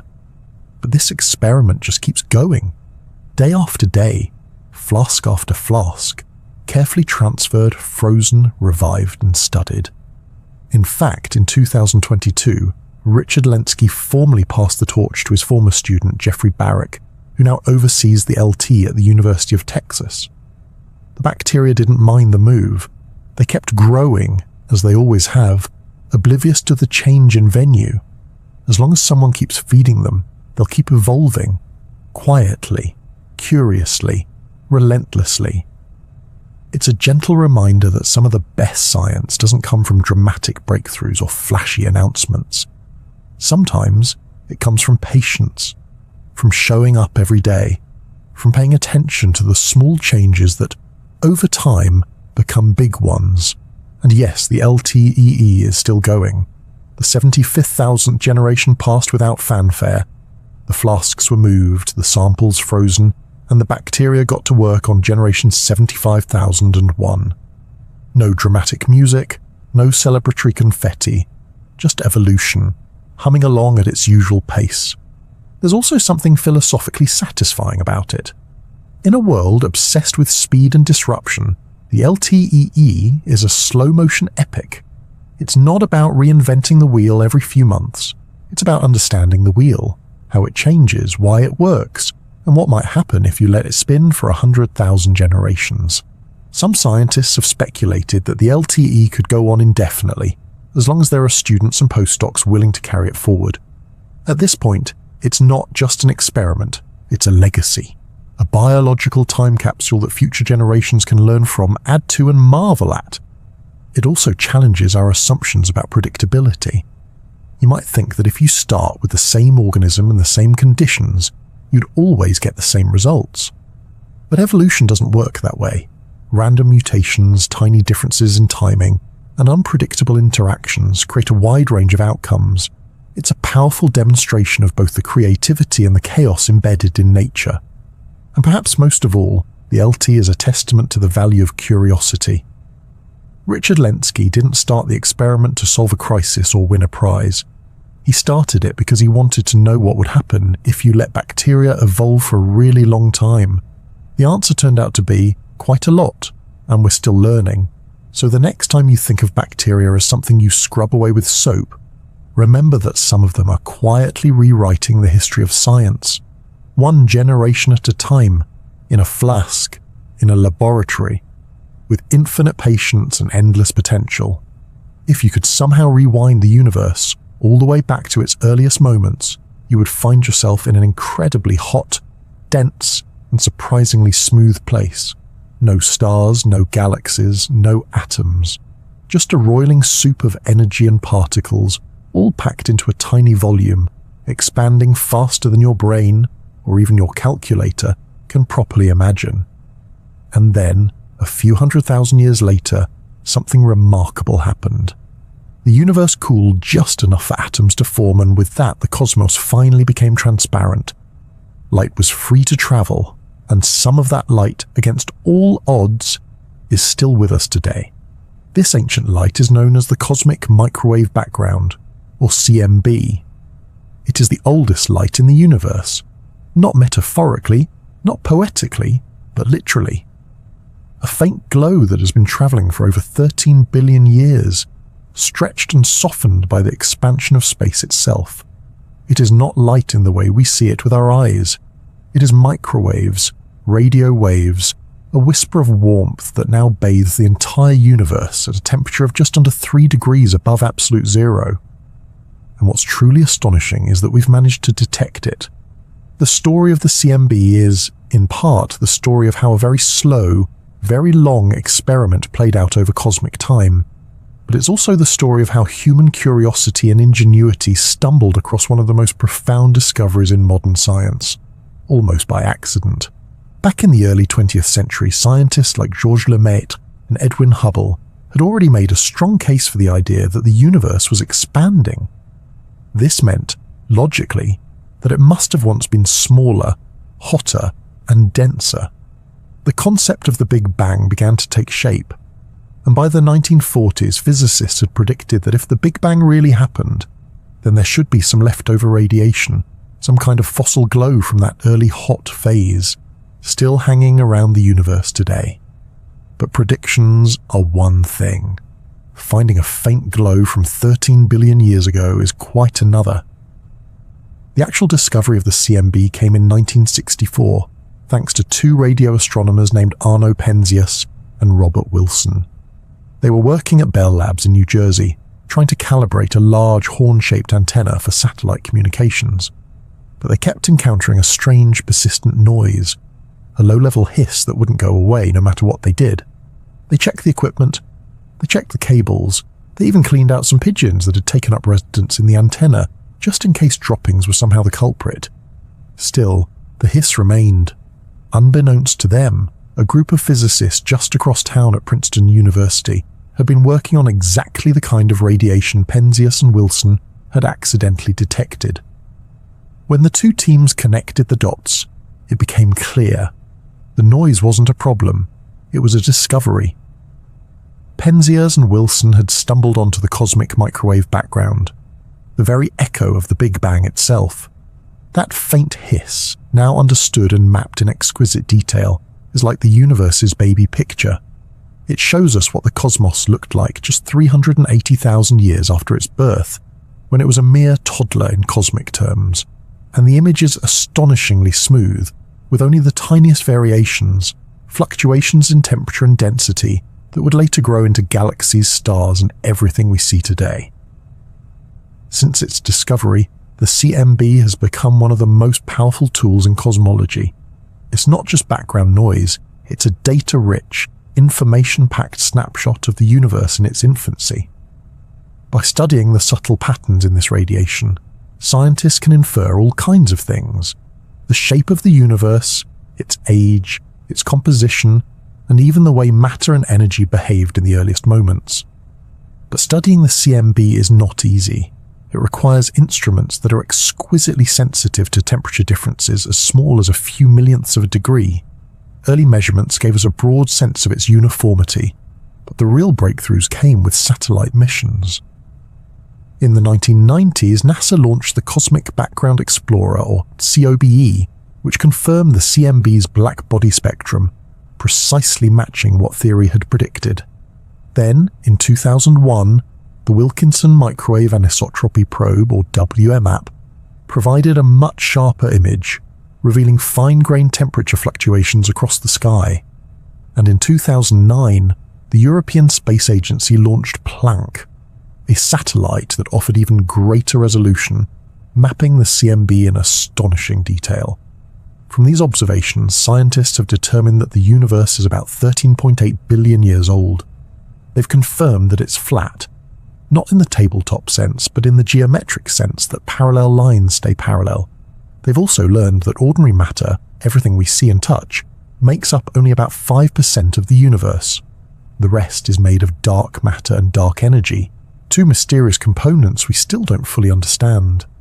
And all of this from a faint glow gently humming through the microwave spectrum. Perhaps what's most beautiful about the CMB is the sense of continuity it offers.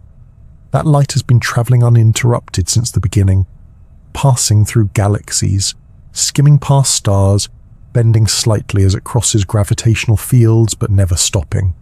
It's a signal so old that it predates Earth itself, a wavefront that began its journey before there were eyes to see it, or instruments to record it, and yet it carried on patiently until we were clever enough to notice.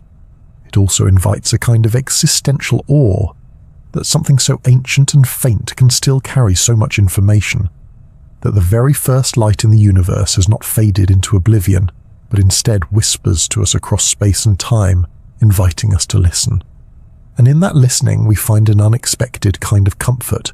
The CMB is not dramatic, it doesn't flicker or shout, it's just there, constant, background, reliable, like the soft rustle of leaves on a windless night, or the gentle tick of a quiet clock. A presence that reminds us that the universe is not just chaos and explosion, it's also structure, memory, and persistence. Today, the study of the cosmic microwave background continues, with researchers exploring tiny polarization patterns in the light that could reveal even more about the very first moments of the universe, perhaps even evidence of cosmic inflation, that brief and bewildering phase of exponential expansion that may have occurred in the first trillionth of a second. If that sounds like speculative science fiction, don't worry. The beauty of the CMB is that it grounds even our wildest theories in real, observable data. It's a scientific anchor, a reminder that no matter how strange our theories become, they must still fit with the quiet light that's been shining since the dawn of time. So the next time you tune into static on an old television, or hear a bit of white noise on a radio, remember, a tiny fraction of that hiss is the cosmic microwave background. Real, ancient photons that have been travelling since the beginning, bouncing around your living room, briefly brushing your skin, and continuing on their endless journey. You are in that moment quite literally touching the oldest light in the universe, and in doing so you become part of one of the longest, slowest, and most profound experiments ever conducted, an experiment that began before we existed and will continue long after we're gone. A gentle reminder that in the vast quiet of space, even the softest light has a story to tell. In a quiet hallway at the University of Oxford, inside the Clarendon Laboratory, sits a strange and rather modest-looking object. It's small enough to be missed if you're not paying attention, just a pair of brass bells suspended under two glass domes connected by a hanging metal rod. The setup looks like something you might find in a Victorian chemistry set, perhaps gathering dust in the corner of a forgotten cabinet. But this unassuming device holds a peculiar distinction. It may very well be the world's longest-running battery-powered device, quietly ringing for more than 180 years. Yes, ringing, as in bell ringing, though calling it ringing might be a stretch, because the sound is so faint that no one's quite sure if it can still be heard. The Oxford Electric Bell, as it's known, has been in operation since around the year 1840. That's over 1.5 centuries of persistent, near-continuous motion, all powered by a battery that predates most of modern electrical science. To appreciate the strangeness of this, let's break it down. The bell apparatus consists of 2 brass bells mounted about an inch apart. Between them hangs a tiny metal ball, lightweight and about the size of a pea, suspended on a pivot. On either side of this swinging ball are dry pile batteries, one connected to each bell. These batteries generate a weak but steady voltage, which allows a small electric current to pass through the ball when it touches a bell. That contact gives the ball a tiny push, sending it toward the other bell, which then completes the circuit again, and so on. Tap, tap, tap, back and forth, for over 180 years. The batteries known as Zamboni piles are early forms of dry pile batteries invented in the early 19th century. Unlike modern batteries, which use liquid electrolytes, these piles consist of thousands of thin discs of metal foil, paper, and zinc or manganese dioxide stacked together. They produce very little current but can last a remarkably long time, clearly demonstrated by the Oxford Bell. Now, there's some ambiguity around the true start date. The bell was first documented in the 1840s, but it might have started ticking a few years earlier. No one remembers exactly who built it, or for what specific purpose, though it was likely used as a demonstration of electrostatic principles. In any case, it was left running. And running. And running. What makes the Oxford Electric Bell so fascinating is not just its longevity, but the sheer stubbornness of it.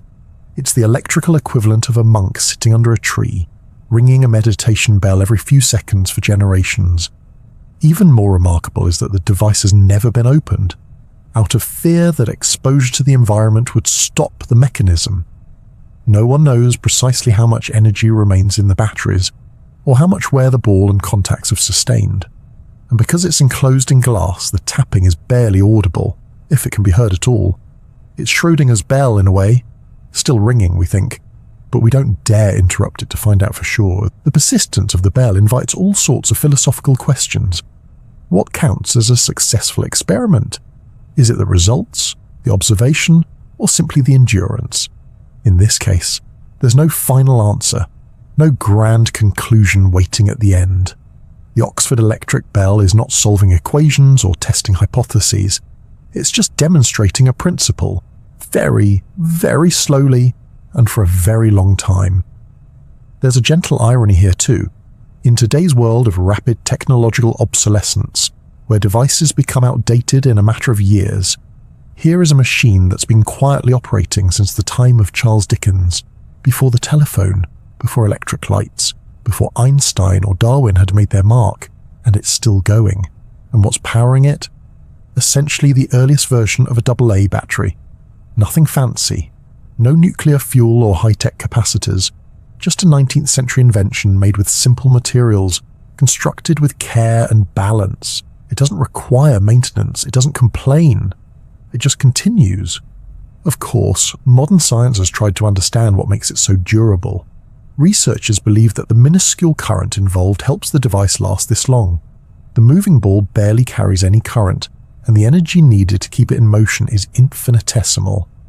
In modern terms, the bell's power consumption is so small that it would take centuries to drain a small coin cell battery, let alone a well-constructed dry pile. There's also almost no friction involved. The motion is minimal. The swing of the ball is short and consistent. The entire system is closed, protected from dust and moisture, which helps prevent degradation. The contacts may have worn down slightly over the decades, but if they have, the process has been unbelievably slow. It's like a grandfather clock that ticks once every 10 seconds, very gently, and never needs winding. And then there's the human element. The fact that generations of scientists and students have walked past this strange little device, occasionally pausing to listen, to wonder. The bell has become a sort of scientific grandfather clock, not particularly useful, but deeply comforting, a symbol of time, endurance, and quiet curiosity. Oxford's archives refer to it officially as the Clarendon Dry Pile, and it resides on a shelf in a hallway near the physics department. It is not protected by lasers or alarms. There's no velvet rope or dramatic spotlight. It simply sits there under its glass dome doing what it has always done, tapping, swinging, repeating. There's something almost poetic about that. In an age of constant change, where everything seems to rush toward the next big thing, the Oxford Electric Bell reminds us that there's also value in staying the course, in quiet persistence, in doing one thing well, and doing it for a very, very long time. It also forces us to think about the nature of observation.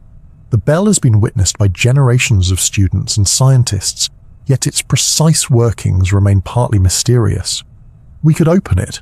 We could take it apart, measure the batteries, analyze the materials, understand the mechanism, but doing so would stop the experiment, and so we leave it alone. It's a rare example of scientific restraint. In a world driven by measurement and data, here is an experiment we've chosen not to interfere with, because sometimes knowing is less valuable than continuing.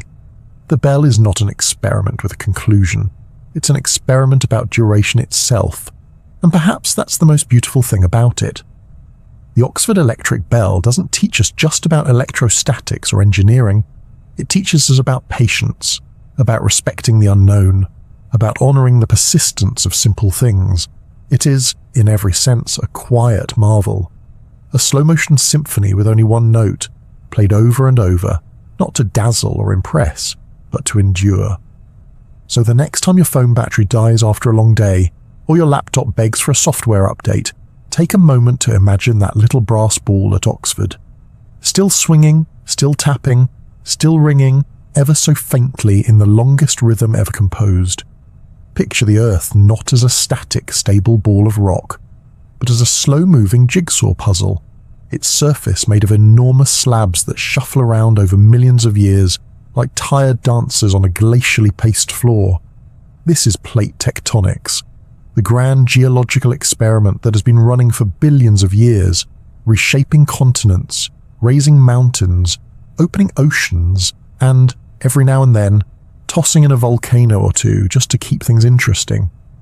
It's easy to forget that the ground beneath our feet is anything but still. For the most part, we live on land that feels permanent. Cities are built, roads are paved, lives are lived, and all the while, the land is quietly drifting. Not quickly, of course. Tectonic plates move at roughly the speed at which your fingernails grow, about 2 to 5 centimeters per year, but over millions of years, that slow drift adds up to continental makeovers on a truly epic scale. Let's start with a basic overview. Earth's outer shell, the lithosphere, is divided into several large and small tectonic plates. These plates float atop a softer, more fluid layer of rock known as the asthenosphere. Because of heat and convection currents in the mantle, the plates are constantly on the move, colliding, sliding past each other, or drifting apart. These interactions create all kinds of geological features: mountain ranges, ocean basins, trenches, faults, and earthquakes. And this is not a new development. Plate tectonics has been reshaping the planet for billions of years. At various times in Earth's past, all the continents have come together into massive supercontinents, only to break apart again in slow, dramatic fashion. One of the most famous of these was Pangaea, a supercontinent that existed around 200 million years ago, during the late Paleozoic and early Mesozoic eras. If you could have looked at a map back then, it would have shown a single landmass roughly shaped like a chunky letter C, surrounded by a vast global ocean called Panthalassa. Pangaea began to rift apart due to tectonic forces, splitting into 2 large continents, Laurasia in the north and Gondwana in the south, which later fragmented into the continents we know today. But Pangaea wasn't the first supercontinent. Before it came Rodinia, and before that Columbia and Kenorland, names that sound like fantasy kingdoms but are very real. if largely speculative, arrangements of Earth's ancient crust. The cycle of supercontinent assembly and breakup is known as the supercontinent cycle, and it plays out over hundreds of millions of years. It's like a planetary heartbeat, beating so slowly that we can only detect it by sifting through rocks and fossil records. The forces driving these cycles are thermal and gravitational. Heat from Earth's core rises and creates convection currents in the mantle. These currents push and pull the plates at the surface. When plates collide, they can crumple to form mountain ranges, like the Himalayas, which continue to rise today as India slowly shoves its way into the underbelly of Asia. When plates diverge, new crust forms, like at the Mid-Atlantic Ridge, where magma wells up and adds fresh material to the ocean floor. If you could speed up time and watch the Earth over a few 100 million years, you'd see the continents moving like icebergs across a boiling stew. North America would bump into Europe and back off again. Australia would drift north, collide with Southeast Asia, and maybe break apart. Africa would swing like a slow pendulum, and somewhere, new oceans would appear while others vanish entirely. Of course, humans don't experience these changes in real time. A mountain range takes tens of millions of years to form. A continent drifting a few centimeters per year won't be noticed by someone living for 70 or 80 years. But we can see the results, etched into the rocks and landscapes around us. For example, the Appalachian Mountains in the eastern United States were once as tall as the Himalayas. Today, they're much lower, worn down by hundreds of millions of years of erosion. But the rocks that form them tell a story of ancient collisions, when what is now North America crashed into other land masses during the formation of Pangaea. On the other side of the world, the Himalayas are still growing. India's tectonic plate is moving northward at about 5 centimeters per year, colliding with the Eurasian plate and pushing the land upward. Mount Everest gets a little bit taller each year, though only by a few millimeters. It's not exactly fast, but it is relentless. Tectonic activity also explains the Pacific Ring of Fire, a horseshoe-shaped zone of frequent earthquakes and volcanoes that encircles the Pacific Ocean. Here, multiple plates interact, some subducting beneath others, some grinding past one another. These interactions create intense geological activity, including some of the world's most powerful earthquakes and volcanic eruptions. Even islands can form through tectonic action. The Hawaiian Islands, for example, were formed by a volcanic hotspot in the middle of the Pacific Plate. As the plate moved over the hotspot, magma pushed through the crust, creating a chain of islands. The Big Island is still volcanically active, while the older islands to the northwest are slowly eroding and sinking. And then there are the rift valleys, places where tectonic plates are pulling apart. The East African Rift is a dramatic example, where the African continent is slowly splitting in two. Over millions of years, this could lead to the creation of a new ocean. For now, though, it's a landscape of long valleys, scattered lakes, and volcanic activity. All of this movement has enormous implications for life on Earth. Plate tectonics influences climate by shaping the distribution of continents and oceans, which in turn affects ocean currents and atmospheric patterns. It also plays a role in the carbon cycle. When rocks are uplifted into mountains and then weathered by rain and wind, carbon dioxide is removed from the atmosphere and locked into sediments, a process that helps regulate Earth's climate over geological timescales. Tectonics also affects the distribution of resources. Many of the world's richest deposits of metals, minerals, and fossil fuels are associated with ancient tectonic activity. Subduction zones, for instance, often create conditions for the formation of copper and gold deposits. Oil and gas are found in basins that formed as continents stretched and sagged over millions of years. Even the evolution of life itself has been shaped by tectonics. As continents break apart and drift, species become isolated, evolve independently, and form new ecosystems. When landmasses collide, they bring together species that have been separated for millions of years, triggering competition, extinction, and adaptation. The history of life on Earth is deeply intertwined with the restless movement of the ground beneath it. And let's not forget earthquakes. These sudden jolts are the most immediate reminders that the Earth is not as solid as it seems. They occur when stress builds up along faults, cracks in the Earth's crust, until it's suddenly released. Most earthquakes are small, but some can be devastating. The shaking may only last seconds, but it's caused by forces that have been building up for decades or centuries. In a way, every earthquake is a reminder of the slow experiment we're living on, a test of pressure, time, and resistance. It's geology's version of letting off steam. Looking forward, the Earth's plates will continue to drift. If current trends continue, we might see a new supercontinent form in another 200 to 300 million years. Some models suggest that the Atlantic Ocean will close and the Americas will collide back into Europe and Africa, forming a new Pangea-like supercontinent dubbed Pangaea Proxima. Others imagine different scenarios, like Nova Pangaea or Amarcia. Depending on which plates move and how, we won't be around to see it, of course, but the planet will keep ticking. The plates will keep shifting, the mountains will rise and fall, and the great tectonic experiment will carry on, slow and steady, beneath our feet. So the next time you stand on solid ground and feel certain of your place in the world, just remember, that ground is moving, imperceptibly, yes, but always. You're riding a continental raft on a molten sea, part of a dance that began billions of years ago and will continue long after we're gone. It's slow science, monumentally slow, but if you give it enough time, it reshapes the world, quite literally. Imagine planning a mission that won't launch for another 100 years, designing a ship that will take centuries to arrive at its destination, training people who haven't even been born yet, and hoping that your descendants, or perhaps someone else's, will pick up where you left off. Welcome to the idea of the 100-year starship, a bold, ambitious, and staggeringly patient attempt to think far beyond the usual boundaries of time, technology, and human ambition. The concept of the 100-year starship isn't a blueprint for a specific rocket or a secret spacecraft tucked away in a desert hangar. Instead, it's a framework, a long-term vision for how humanity might one day travel to the stars and what it would take to make that possible. Not just technically, but socially, culturally, economically, and ethically. It's a thought experiment wrapped in a research initiative, powered by a deep curiosity about the future. The idea gained prominence in the early 2010s when NASA and the Defense Advanced Research Projects Agency, better known as DARPA, announced a call for proposals to create an organization that could sustain a 100-year research plan for interstellar travel.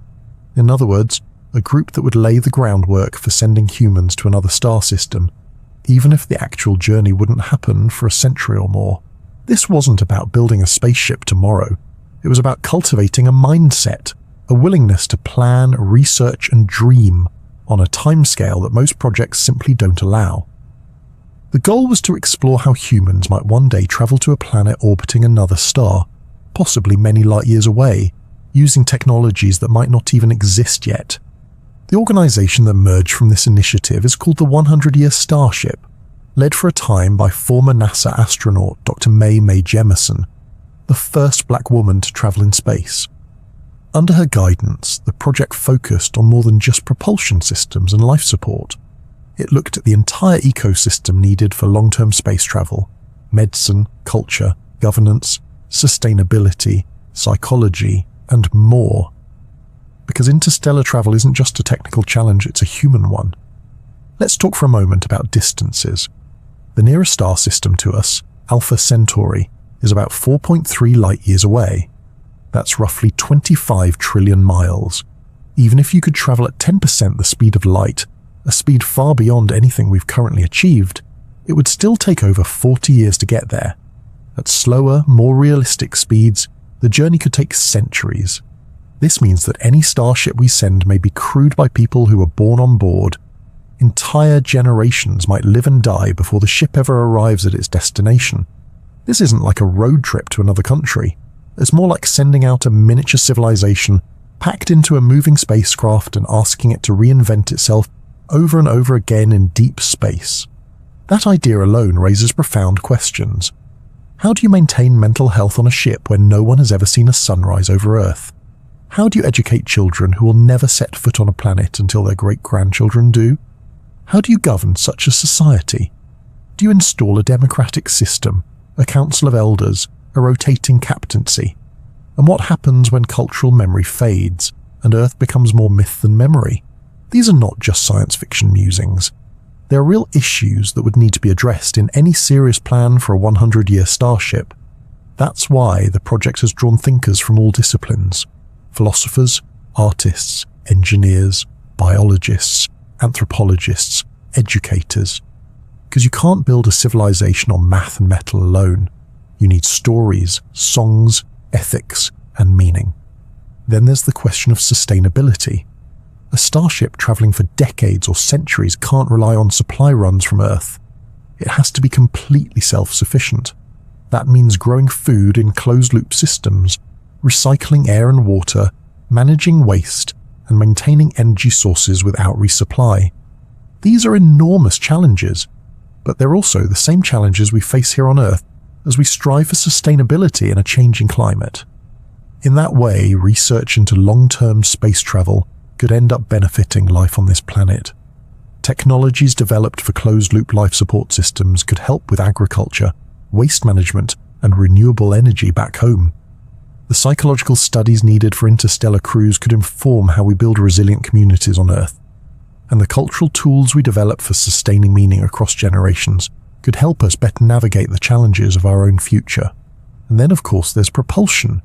Getting to another star requires speeds and energy systems far beyond what we've currently mastered.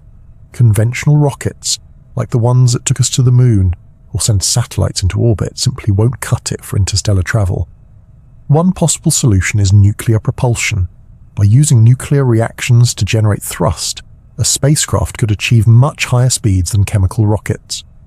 Another idea is the solar sail, a large, lightweight sail pushed by the pressure of sunlight or lasers. Projects like Breakthrough Starshot are already exploring this concept, with the goal of sending tiny spacecraft to Alpha Centauri in just a few decades. There's also speculation about more exotic methods, like fusion drives or even theoretical warp drives, which would bend space itself to allow faster-than-light travel. These remain firmly in the realm of theory for now, but they're being studied seriously by physicists who dream of taking the laws of nature and nudging them just a little further. But the truth is, we don't need a miracle breakthrough to start the journey. We can begin with slow, deliberate steps, just as the 100-year Starship project intends. By investing in research, building partnerships, and encouraging a long-term mindset, we can lay the foundation for a journey that may take centuries, but could eventually change everything. The beauty of the 100-year Starship is that it's not just about the destination. It's about the commitment to a goal that transcends individual lifetimes.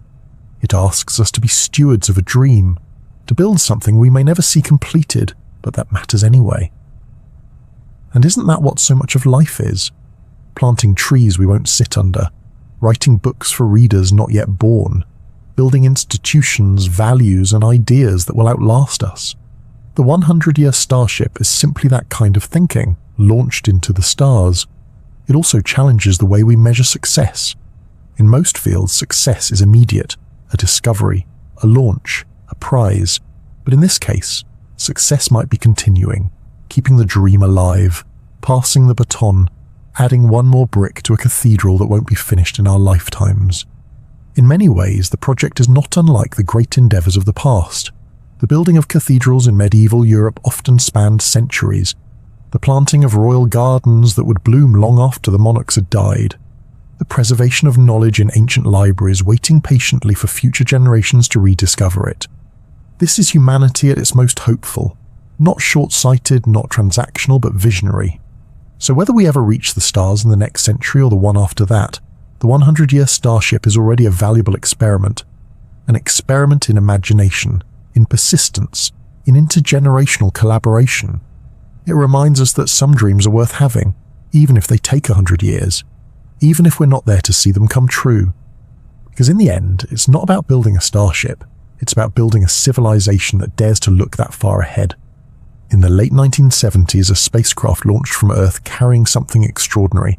Not a scientific instrument, not a sample return capsule, but a message. A golden one, literally. It was a gold-plated record, a phonograph disc attached to the side of a spacecraft, containing the sights and sounds of life on Earth. Greetings in dozens of languages, pieces of music from around the world, the sound of waves crashing, birds singing, and even a kiss. It was humanity's message in a bottle, tossed into the cosmic ocean with no particular recipient in mind. That spacecraft was Voyager, and in the decade since its launch, it has become one of the longest-running and farthest-traveling experiments in human history. Not just a scientific mission, but a cultural artifact. A gentle, humming spacecraft that has carried our hopes and questions further from home than anything else we've ever built. Voyager actually refers to two spacecraft, Voyager 1 and Voyager 2, both launched in the summer of 1977.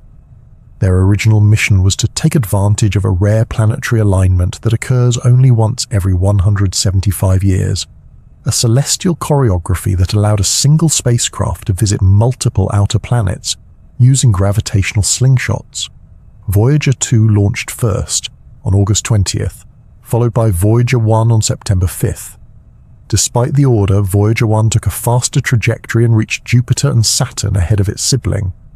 The primary mission of both spacecraft was to study the outer planets, Jupiter, Saturn, Uranus, and Neptune, as well as their moons and ring systems.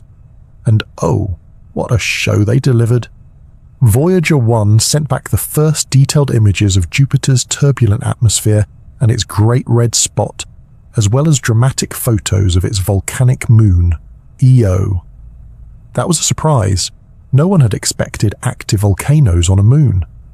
Meanwhile, Voyager 2 gave us our first and only close-up views of Uranus and Neptune, revealing icy blue giants, complex magnetic fields, and moons with bizarre frozen landscapes. These discoveries alone would have secured Voyager's place in the history of science. But the mission didn't end there. After completing their planetary flybys, both spacecraft continued onward, outward, into the deep space beyond the planets. Their instruments were still working, their antennas still pointed toward Earth, so NASA kept listening. Voyager 1 is now the farthest human-made object from Earth. As of today, it is more than 15 billion miles away. That's so far that it takes over 22 hours for a radio signal to reach it, and another 22 hours for a reply. Yet it still talks to us, sending back data from the dark, quiet edges of the solar system. In 2012, Voyager 1 crossed a boundary known as the heliopause, the outer edge of the sun's influence, where the solar wind meets the interstellar medium. That moment marked humanity's first official entry into interstellar space. We had left the solar system, not with a bang, not with fanfare, but with a slow, steady drift and a few beeps of data across the stars. Voyager 2 followed suit in 2018, becoming the second spacecraft to enter interstellar space. Both Voyagers continue to measure cosmic rays, magnetic fields, and the sparse gas that fills the space between stars. There are eyes and ears in the great galactic beyond, conducting science in a region we had never explored before. But the science, remarkable as it is only part of what makes Voyager so captivating. There's also the golden record. The brainchild of astronomer Carl Sagan and a team of artists, linguists, musicians, and scientists, the Voyager Golden Record was designed as a kind of time capsule, a greeting card for the galaxy, a disc that could, in theory, be played by any intelligent beings who might someday stumble across the spacecraft. It contains 115 images encoded in analog format, along with a variety of natural sounds, wind, thunder, laughter, and musical selections from around the world, including Beethoven, Bach, a Navajo chant, and a spirited Javanese gamelan piece. There are greetings in 55 different languages, including ancient Sumerian and the now endangered Wu dialect of Chinese. There's a message from then-President Jimmy Carter, who wrote, "We hope someday, having solved the problems we face, to join a community of galactic civilizations." It's a hopeful message, even if slightly optimistic about our timeline. And then there's the cover itself, a sort of Rosetta Stone etched in metal, explaining how to play the record and where it came from. It includes a pulsar map pointing back to Earth's location in the galaxy, based on the unique frequencies of known pulsars. If someone, or something, ever finds it, they'll know where it came from and roughly when it was launched. The odds of the record ever being found are vanishingly small. The spacecraft are tiny, unpowered drifters, moving through a vast and mostly empty expanse. It's like throwing a bottle into the ocean and hoping it washes up on the shores of another planet in another solar system, occupied by someone with both curiosity and a turntable. But that's not really the point. The golden record isn't about results. It's about intent, about the act of reaching out, of saying, we were here, we existed, we listened to music, we spoke in many languages, we laughed and cried and built machines that reached the stars. If the Voyager mission is a scientific experiment, the golden record is its philosophical counterpart, a testament to who we are, not just what we know. And in a poetic way, the record will outlast almost everything we've ever made. Long after the pyramids have eroded, long after the cities have crumbled, long after Earth itself has been reshaped by time, the Voyager spacecraft and their golden discs will still be drifting through space, quietly, patiently, carrying our message into the void. What's perhaps most striking about Voyager is its simplicity. The technology on board is, by today's standards, ancient. The memory capacity of its computer is less than that of a basic calculator. The images it captured were in black and white, later colorized. Its instruments were built with slide rules and analog circuits, and yet it has done what no spacecraft has done before. It has reached beyond the edge of our solar system. All of this on a power source that could fit in a backpack. Each Voyager spacecraft runs on a radioisotope thermoelectric generator, which converts the heat from decaying plutonium into electricity. It's a safe, compact source of long-term energy, enough to power a few scientific instruments and a weak radio transmitter for decades. But even that won't last forever. By the mid-2020s, the spacecraft will begin shutting down their remaining instruments, one by one, as power runs out. First the magnetometer, then the cosmic ray sensor, then the plasma instrument. Eventually, only the radio beacon will remain, sending out a carrier signal into space, saying nothing but still saying, "I'm here." And then someday that too will fall silent. But even then, Voyager will keep going, coasting through interstellar space, no longer sending data, no longer hearing from home, but still traveling at a steady clip of over 30,000 miles per hour. It will pass within 1.6 light-years of another star, Gliese 445, in about 40,000 years. It won't stop, it won't turn, but it will pass by, a tiny, silent ambassador from a long-vanished world. There's a strange comfort in that, in knowing that even when we are gone, something of us will still be moving forward, not in search of anything, not because it expects a reply, but because that's what it was built to do. The Voyager mission is, in its own quiet way, a masterclass in longevity. It's a science experiment that outlived its creators, a cultural gesture that continues to drift, like a lullaby sent across the stars, and a reminder that the longest journeys don't need destinations to matter. Sometimes they're enough on their own. Every time you blow out birthday candles or walk past an old archaeological site, you're brushing up against one of science's most elegant little clocks, a radioactive isotope named carbon-14. It's quietly ticking away in the background of life, embedded in bones, burned wood, seeds, shells, and even parchment. And while it doesn't tick loudly or quickly, it's been keeping time with remarkable precision for tens of thousands of years. Welcome to the fascinating world of radiocarbon dating, a scientific method so subtle and so powerful that it can tell us the age of a piece of charcoal found in a prehistoric fire pit, or determine how long ago a tree grew before it was carved into a ship, a temple beam, or a medieval manuscript. To understand how this works, let's start with a very small, very patient atom. Carbon-14, or C14, is an isotope of carbon that is slightly heavier and a little unstable. It forms in the upper atmosphere when cosmic rays collide with nitrogen atoms, transforming them into radioactive carbon. This newly minted C14 then combines with oxygen to form carbon dioxide, which is absorbed by plants during photosynthesis. Animals eat those plants, and so C14 enters the food chain, eventually finding its way into everything from mammoth tusks to your morning toast. As long as a plant or animal is alive, it keeps absorbing carbon, including a small but steady amount of carbon-14. But the moment that life ends, when the tree is cut down, the animal dies, the fire burns out, carbon intake stops.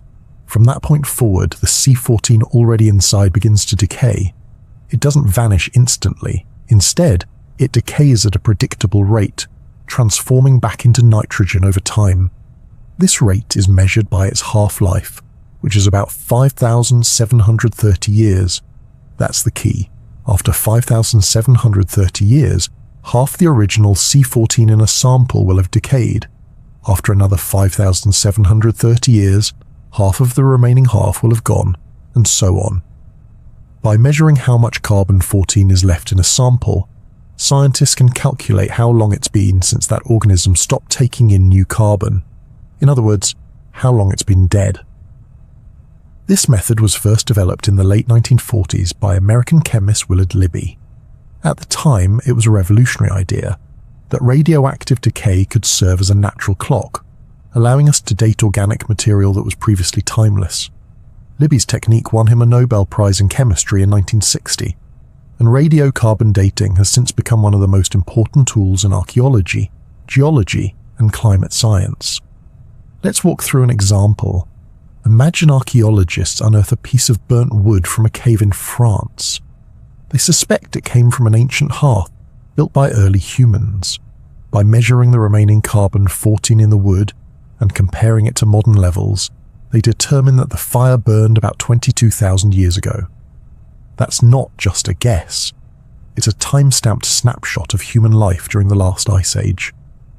Radiocarbon dating has helped us build accurate timelines for ancient civilizations, from the Egyptian pharaohs to the Neolithic farmers of Europe. It's been used to date the Dead Sea Scrolls, Viking ships, bog bodies in northern Europe, and even the Shroud of Turin. It can confirm the age of cave paintings or challenge assumptions about historical events. In short, it helps us tell the story of humanity with dates, not just myths. Of course, no method is perfect, and radiocarbon dating comes with its own set of limitations. For one, it only works on once-living material. You can't date rocks or metals with C14, only things that were once part of the biosphere like wood, bone, cloth or shell. Another limitation is time. Because carbon-14 decays over time, it eventually becomes too scarce to measure. After about 50,000 years, the amount remaining is so tiny that it's nearly impossible to detect accurately. Beyond that point, other methods, such as potassium-argon or uranium-thorium dating, are used to study much older materials, like early hominin fossils or volcanic ash layers from deep prehistory. There's also the issue of calibration. The amount of C14 in the atmosphere has not been constant over time. It fluctuates slightly due to changes in solar activity, Earth's magnetic field, and human activity like nuclear testing. To correct for these variations, scientists use calibration curves built from other timestamp sources, such as tree rings and lake sediments. These curves help align radiocarbon dates with actual calendar years, making the method even more accurate.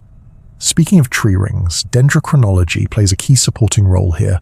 Since tree rings can be counted precisely year by year, ancient trees offer an independent timeline. By matching radiocarbon levels in tree rings to known ages, scientists can adjust the C14 clock for better accuracy.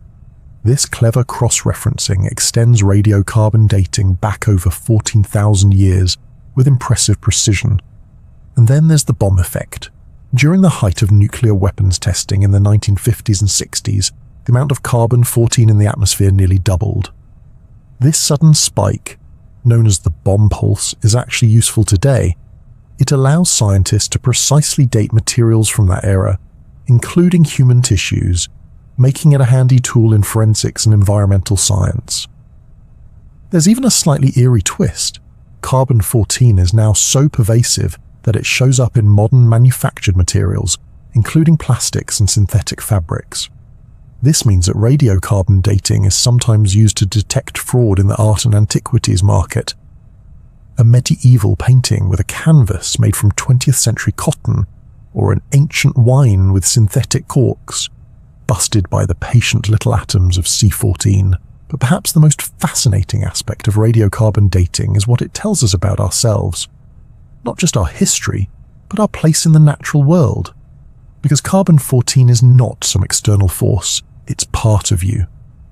Right now, inside your bones, muscles, and breath, there are atoms of C14 gently ticking away, the result of cosmic rays striking the upper atmosphere. You are, in a very literal sense, part of this vast, slow experiment. You're made of stardust and also of time, and someday when your body becomes part of the soil or is buried in sediment, those atoms will keep ticking, waiting, measuring, quietly becoming a future data point in someone else's timeline. There's a calm kind of poetry in that. The idea that even in death, something of us remains measurable, not in the emotional or spiritual sense, but in the most grounded atomic way. You can't stop it. You can't speed it up. It just is. So the next time you see a museum plaque with a date like circa 10,200 years before present, know that it wasn't just guessed or estimated.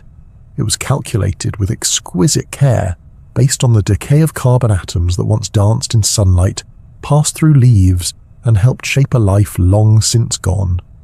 In many ways, radiocarbon dating is a lesson in patience. It's a method that waits. It doesn't rush to conclusions. It lets the atoms do the talking, slowly, surely, one half-life at a time. And while it may seem quiet and unassuming, this method has rewritten history books, illuminated forgotten cultures, and deepened our understanding of the planet we call home. All from a single isotope drifting gently through time. Imagine trying to solve a mystery where the clues are scattered across millions of years, hidden inside the very shape of life itself. No fingerprints, no witnesses, just bones, teeth, and the occasional strand of ancient DNA. Welcome to the science of human evolution, where the experiment isn't performed in a lab, but played out slowly, painstakingly through time. And the longest-running experiment of all, United States, the human species, a living, breathing case study in what happens when a clever primate starts walking upright, using tools and telling stories. We are both the subject and the observer in an ongoing evolutionary journey that's taken hundreds of thousands of years so far, and it's still going. The idea that humans evolved over time was once considered radical, but today, thanks to a century and a half of fossil discoveries, genetic analysis, and comparative anatomy, it's one of the most thoroughly supported ideas in science. And while the full story of our evolution is still being written, we now have a pretty solid understanding of how we got here and where the clues continue to lead us. Let's start with a brief stroll through deep time. Our story begins roughly 7 million years ago in Africa, with the earliest known hominins, creatures that were more closely related to humans than to chimpanzees. One of the earliest contenders is Sahelanthropus chadensis, a fossil skull found in Chad that shows a mix of ape-like and human-like features. It had a small brain, about the size of a modern chimp's, but its flat face and position of the foramen magnum, the hole where the spine connects, suggest it may have walked upright. That's a theme we'll see again and again: bipedalism, the shift from walking on all fours to walking on two legs. It's one of the defining traits of our lineage. While it might seem like a trivial change, it had profound implications. Walking upright freed up the hands to carry tools, infants, and food. It also allowed our ancestors to see over tall grasses and to cover large distances more efficiently in the shifting African savanna. Over the next few million years, several species of early humans appeared and disappeared. There was Australopithecus afarensis, best known through the fossil named Lucy, discovered in Ethiopia in 1974. She lived about 3.2 million years ago and had a small brain and long arms for climbing, but her pelvis and leg bones clearly show she walked upright. Lucy's kind may have used simple tools, though nothing sophisticated enough to leave behind a strong archaeological footprint. Eventually, around 2.5 million years ago, a new genus emerged: Homo. These were our more direct ancestors.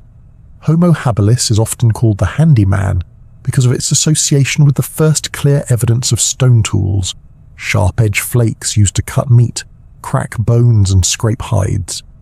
Tool use likely played a major role in shaping the evolution of the human brain. With tools came more efficient food gathering, which may have enabled the growth of bigger, more complex brains. From there, the evolutionary path leads to Homo erectus, a remarkably successful and long-lived species. Emerging nearly 2 million years ago, Homo erectus spread out of Africa and into Asia and Europe. This was a true globetrotter, walking upright, using fire, and crafting increasingly sophisticated tools. Some evidence suggests Homo erectus may have even constructed simple shelters and cooked food, impressive milestones for a species whose brain was still smaller than ours. Meanwhile, back in Africa, evolution continued. Homo heidelbergensis, a later species, may have given rise to both Neanderthals in Europe and Homo sapiens in Africa. The Neanderthals, contrary to outdated stereotypes, were not brutish cave dwellers, but intelligent, skilled humans who made tools, cared for their sick, and likely had language and culture. Their skulls were robust, their bodies built for cold climates, and their brains actually slightly larger than ours. And then, around 300,000 years ago, something remarkable happened. Homo sapiens, modern humans, emerged, our species, with rounded skulls, small faces and high foreheads, and with something else too, symbolic thought. That's the turning point that sets us apart. We began making art, burying our dead with care, crafting jewelry, and eventually developing language, agriculture, cities, and space probes. But the story didn't stop there. One of the most extraordinary things about human evolution is how much we've learned by looking not just at bones, but at genes. The field of paleogenetics, recovering and studying ancient DNA, has added a whole new dimension to the timeline. In 2010, scientists successfully sequenced the Neanderthal genome and made a surprising discovery. Most people of European and Asian descent carry around 1 to 2% Neanderthal DNA. That means our ancestors didn't just replace Neanderthals, they interbred with them. Neanderthals aren't a separate branch that ended. They're part of our extended family tree. Even more unexpectedly, another group called the Denisovans entered the picture. Identified from just a finger bone and a few teeth found in a Siberian cave, Denisovans turned out to be a distinct population that also interbred with modern humans. Today, people from parts of Southeast Asia and Oceania carry Denisovan DNA, including genes that help with things like oxygen use at high altitudes. These genetic breadcrumbs reveal a messy, interwoven history. Rather than a simple, linear march from ape to human, our evolution was more like a braided stream, different human populations branching, mixing, diverging, and occasionally reuniting. It's a slow experiment, but a grand one, an experiment in adaptation, cooperation, and survival. Over millions of years, humans have responded to ice ages, droughts, volcanic eruptions, and shifting ecosystems. We've adapted our diets, our technologies, and even our physiology. Take skin color, for example. Human skin color evolved in response to levels of ultraviolet radiation. Darker skin provides protection in high UV environments, while lighter skin allows for more vitamin D production in low UV areas. It's a beautiful biological response to geography, and one that tells a story about where our ancestors lived and thrived. And it's not over. Evolution doesn't have a pause button.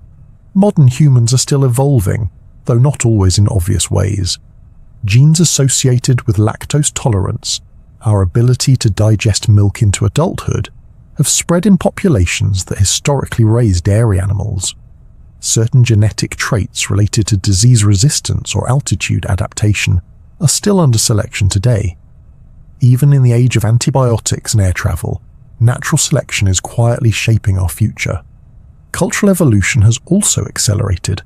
Language, writing, agriculture, and digital technology have reshaped how we live, think, and interact. Unlike genetic evolution, which happens slowly over generations, cultural evolution can transform society within a single lifetime. It's part of the same story, though. Our story is a species that adapts, invents, and remembers. And now, we're at a curious crossroads. For the first time in history, we have the power to influence our own evolution directly. Through gene editing, biotechnology, and artificial intelligence, we're tinkering with the very mechanisms that shaped us. The question is no longer just where did we come from, but also where do we go from here? Should we enhance our bodies and minds? Should we attempt to eliminate certain diseases at the genetic level? Should we send humans to live on other planets and watch as isolated populations once again evolve independently, perhaps becoming something new? These are the kinds of questions that the longest experiment in science invites us to ask, not just about our past, but about our future. And perhaps the most profound realization is this: we are not the end of the story. We are a snapshot, a single frame in a long unfolding film. There were humans before us who were different, and there may be humans after us who are just as different from us as we are from Neanderthals. That's not a failure. That's the beauty of evolution. It's not about perfection. It's about change. Constant, subtle, relentless change. So the next time you look in the mirror, consider this: your face, your hands, your heartbeat. They are the product of millions of years of trial and error, survival and adaptation. You are the descendant of creatures who outlasted droughts, dodged predators, raised children and crossed continents. You are living evidence of an experiment that's still unfolding, and it's one we're all part of every single day, tucked away in a laboratory in Germany in a small sealed flask of clear liquid. Something very strange has happened. Or perhaps, more accurately, not happening. The liquid is pitch, a tar-like substance made from the distillation of wood or coal, and it's been sitting there very patiently for decades. To the naked eye, it seems frozen in time, perfectly still, utterly motionless. But if you wait long enough, really long enough, you'll witness a drop form, stretch, and slowly fall. And by slow, we don't mean a few minutes or hours. We mean years, nearly a decade between each drop. Welcome to one of the slowest and most oddly mesmerizing experiments in history, the pitch drop experiment, a test so leisurely that it's easy to forget it's even happening at all. There are actually a few versions of this experiment around the world, but the most famous one began in 1927 at the University of Queensland in Brisbane, Australia. A physicist named Professor Thomas Parnell wanted to demonstrate to his students that some materials, which seem solid at room temperature, are in fact very slow-moving fluids. Pitch, also known as bitumen, appears solid. You can hit it with a hammer and it shatters like glass. But it's technically a fluid. It just flows so slowly that it requires years to notice any movement. To make his point, Parnell heated some pitch until it became pourable, then poured it into a glass funnel. After letting it settle for a few years, it was a different era. He cut the neck of the funnel in 1930, allowing the pitch to begin dripping. And then he waited. Over the years, the pitch has formed thick, glossy drops that slowly, agonizingly grow and stretch until they finally fall into a waiting beaker below. The first drop took 8 years. The second, another 9. As of today, only 9 drops have fallen, with the 10th expected sometime soon, but no one knows exactly when. It could be next year or the one after that. The experiment is in no hurry. In fact, no one has ever actually seen a drop fall in real time. It's the ultimate test of patience and humility. In 1979, a camera was set up to record the drop, just in case it happened after hours. But there was a malfunction. The next attempt came in 1988, with another camera. That time, the drop fell during a 20-minute moment when the camera had been turned off for maintenance. In 2000, another drop fell once again unobserved. Nature, it seems, enjoys a little dramatic irony. But finally, in 2014, a camera at Trinity College Dublin captured the moment a drop separated from the pitch above. It was cause for celebration in the very niche world of ultra-slow fluid dynamics. The footage shows a thick black glob slowly stretching downward, clinging to the funnel above as it narrows into a neck, then suddenly letting go. After nearly a decade of build-up, the drop lands with no splash, no sound, just a slow exhale of progress. So what exactly is going on inside that funnel? Why does pitch behave this way? It comes down to the nature of viscosity. Viscosity is a measure of a fluid's resistance to flow. Water has low viscosity, it moves easily. Honey is thicker, molasses is thicker still. Pitch. Pitch is around 200 billion times more viscous than water. That's why it doesn't move in any way that's visible to the human eye. But technically, it's still flowing. The molecules within it are slowly rearranging, creeping downward under the influence of gravity. This experiment isn't just a fun curiosity. It's a fascinating demonstration of non-Newtonian fluids, substances that don't behave in the straightforward way we expect from liquids. Pitch seems solid, but it isn't. It blurs the line between phases of matter, challenging our everyday understanding of solids and liquids. And there's something almost poetic about that. We often think of scientific discovery as dramatic, eureka moments, flashing lights, explosions in the lab. But the pitch drop experiment is the complete opposite. It's science at its most restrained, most deliberate, most patient. It's a lesson in what happens when you trust the process, even when the process unfolds at a glacial pace. It's also a reminder of the importance of keeping old experiments going. Thomas Parnell died in 1948, long before the third drop had fallen. But the experiment continues, maintained by successive generations of scientists. It's a living legacy, handed down like a family heirloom. You don't get immediate gratification from it. You get continuity. And in a world that's increasingly obsessed with speed, there's something deeply comforting about a scientific inquiry that takes nearly a century to unfold. That continuity has made the pitch drop experiment something of a scientific celebrity. It's in the Guinness Book of World Records as the world's longest continuously running laboratory experiment. It has fans who check the webcam updates, scientists who calculate the viscosity of pitch using mathematical models, and even occasional debates over whether a drop counts if it touches the one before it without fully separating. Yes, the pace is slow, but the passion is real. There's another, perhaps even more fascinating pitch drop experiment underway at Trinity College, Dublin. This version was started in 1944 by Professor Ernest Walton, a Nobel laureate in physics, and unlike the Queensland version, it was set up to sit entirely untouched, no beaker to catch the drops. Just a sheet of glass at the bottom and a long funnel of pitch above. This experiment also produced a famous drop in 2013, which was the one captured on video. It demonstrated beautifully that even the thickest, most resistant substances still move under gravity, if you wait long enough. Both versions of the experiment have sparked broader conversations about the definition of solids and liquids. At what point does something that appears solid qualify as a liquid? Is time the only difference? The pitch drop forces us to reconsider our categories. Just because something doesn't appear to move doesn't mean it isn't.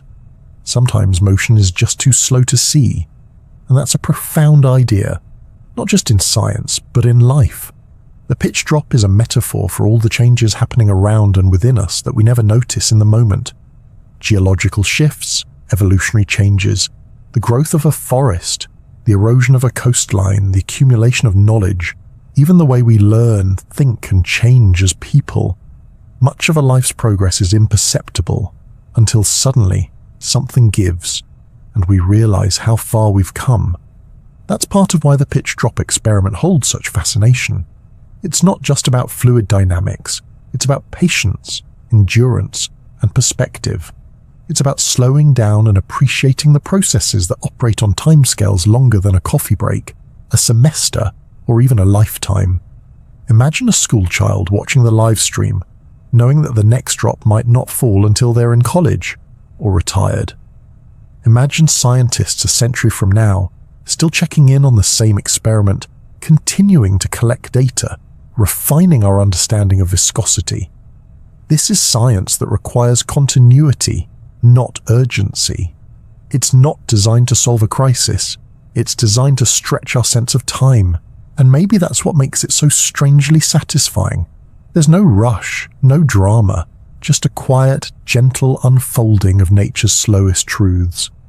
So the next time you feel like the world is moving too fast, or that nothing is moving at all, think of that thick, glossy blob of pitch, slowly inching its way downward through a funnel. It doesn't care about deadlines. It doesn't check its notifications. It just flows, imperceptibly, relentlessly. And eventually, with all the drama of a sigh, it lets go. one drop closer to understanding. At first glance, an oak tree might not seem like much of a scientist. It doesn't wear a lab coat, it doesn't write research papers, it doesn't peer thoughtfully into a microscope or hold forth at international conferences. And yet, in a quiet, slow, and deeply persistent way, trees, particularly very old ones, are part of one of the longest-running natural experiments on Earth. They are living recorders, monitoring and responding to environmental change year after year, decade after decade, even century after century. Some trees live so long that they span the entire arc of human civilization. The oldest known individual tree, a Great Basin bristlecone pine in California, is over 4,800 years old. That means it was already a few saplings tall when the pyramids of Egypt were built, when writing was first developed in Mesopotamia, and when humans were just beginning to domesticate horses.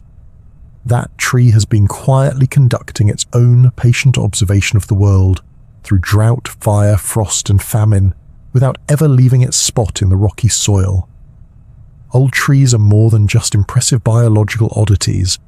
They're essential participants in a long-term ecological experiment that they didn't sign up for, but have contributed to with remarkable reliability.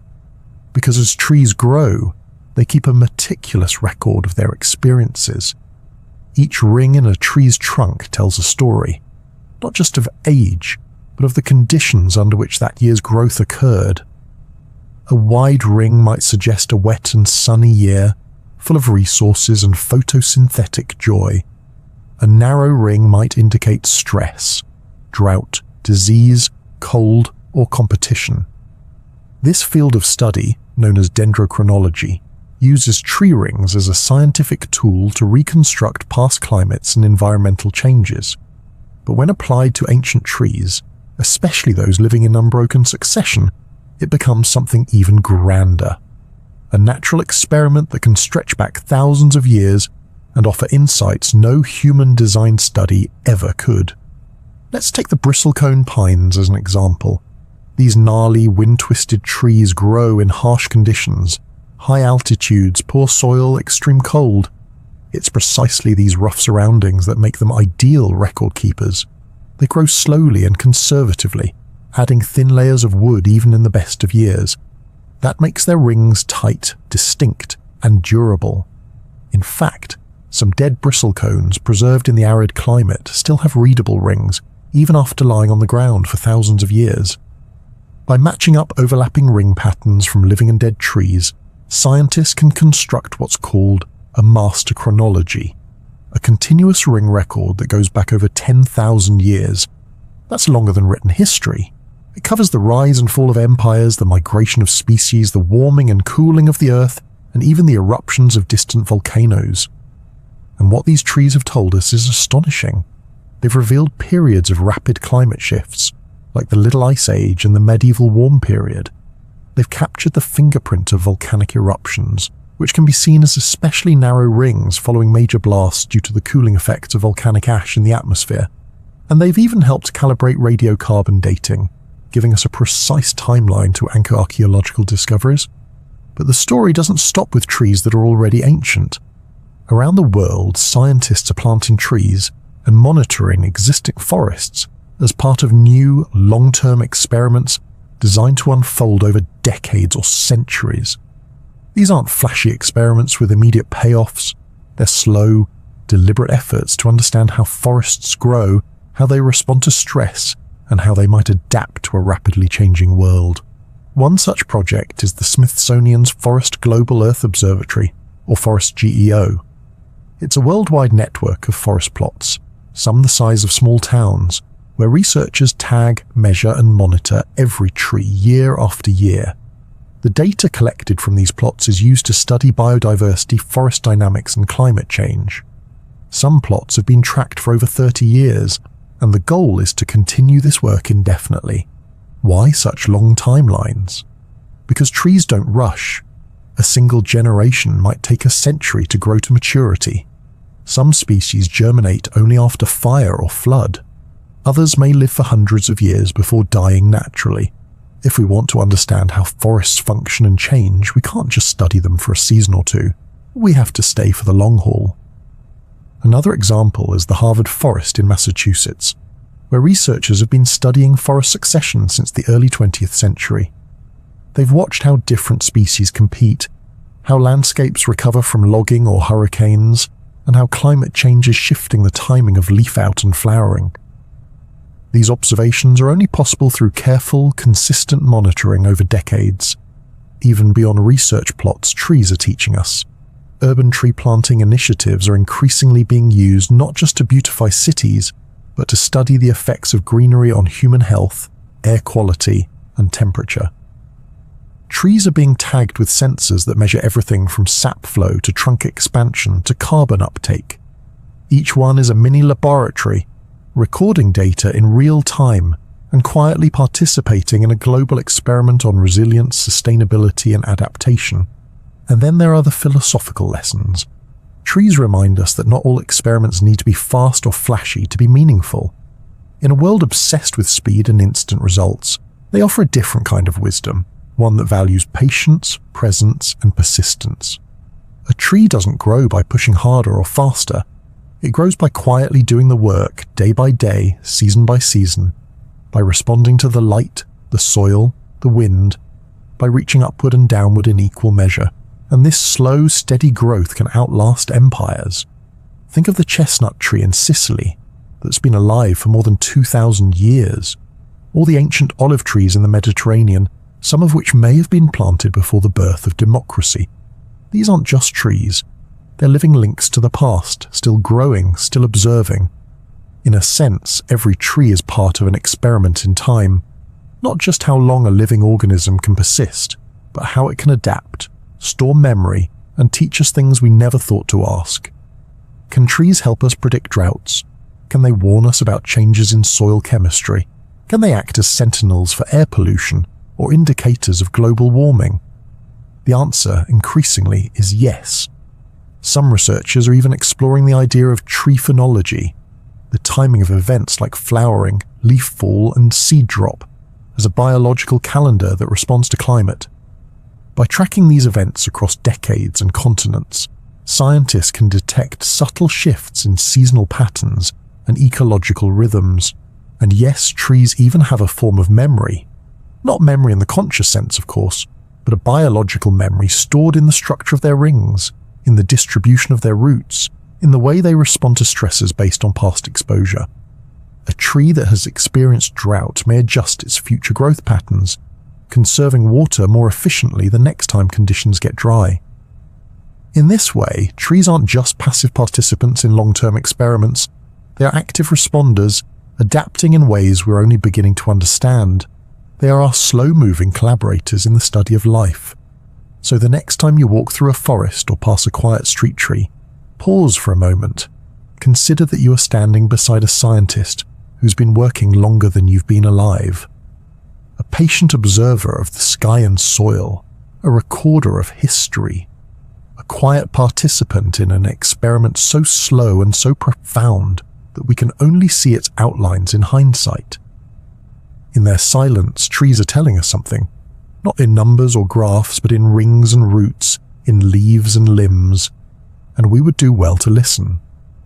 In the rugged hills of England, nestled among sheep pastures and crumbling stone walls, a curious set of concrete blocks sits quietly, almost invisibly, in the grass. There are no flashing lights or humming machinery, just simple blocks with names like North D, South A, East C. They don't look like much, but they are part of one of the world's most patient and determined scientific experiments. An experiment that has been quietly growing and occasionally decomposing since 1936.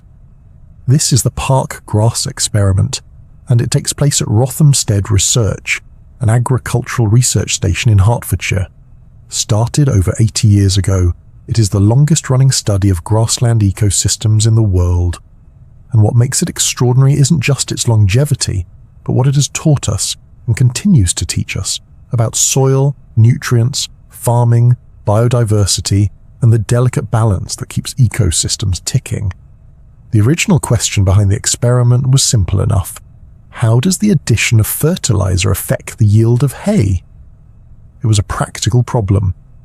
In the mid-19th century, Agriculture was transforming, and scientists and farmers alike were hungry for data. How much ammonium sulfate should you add? What happens if you apply bone meal or potassium nitrate?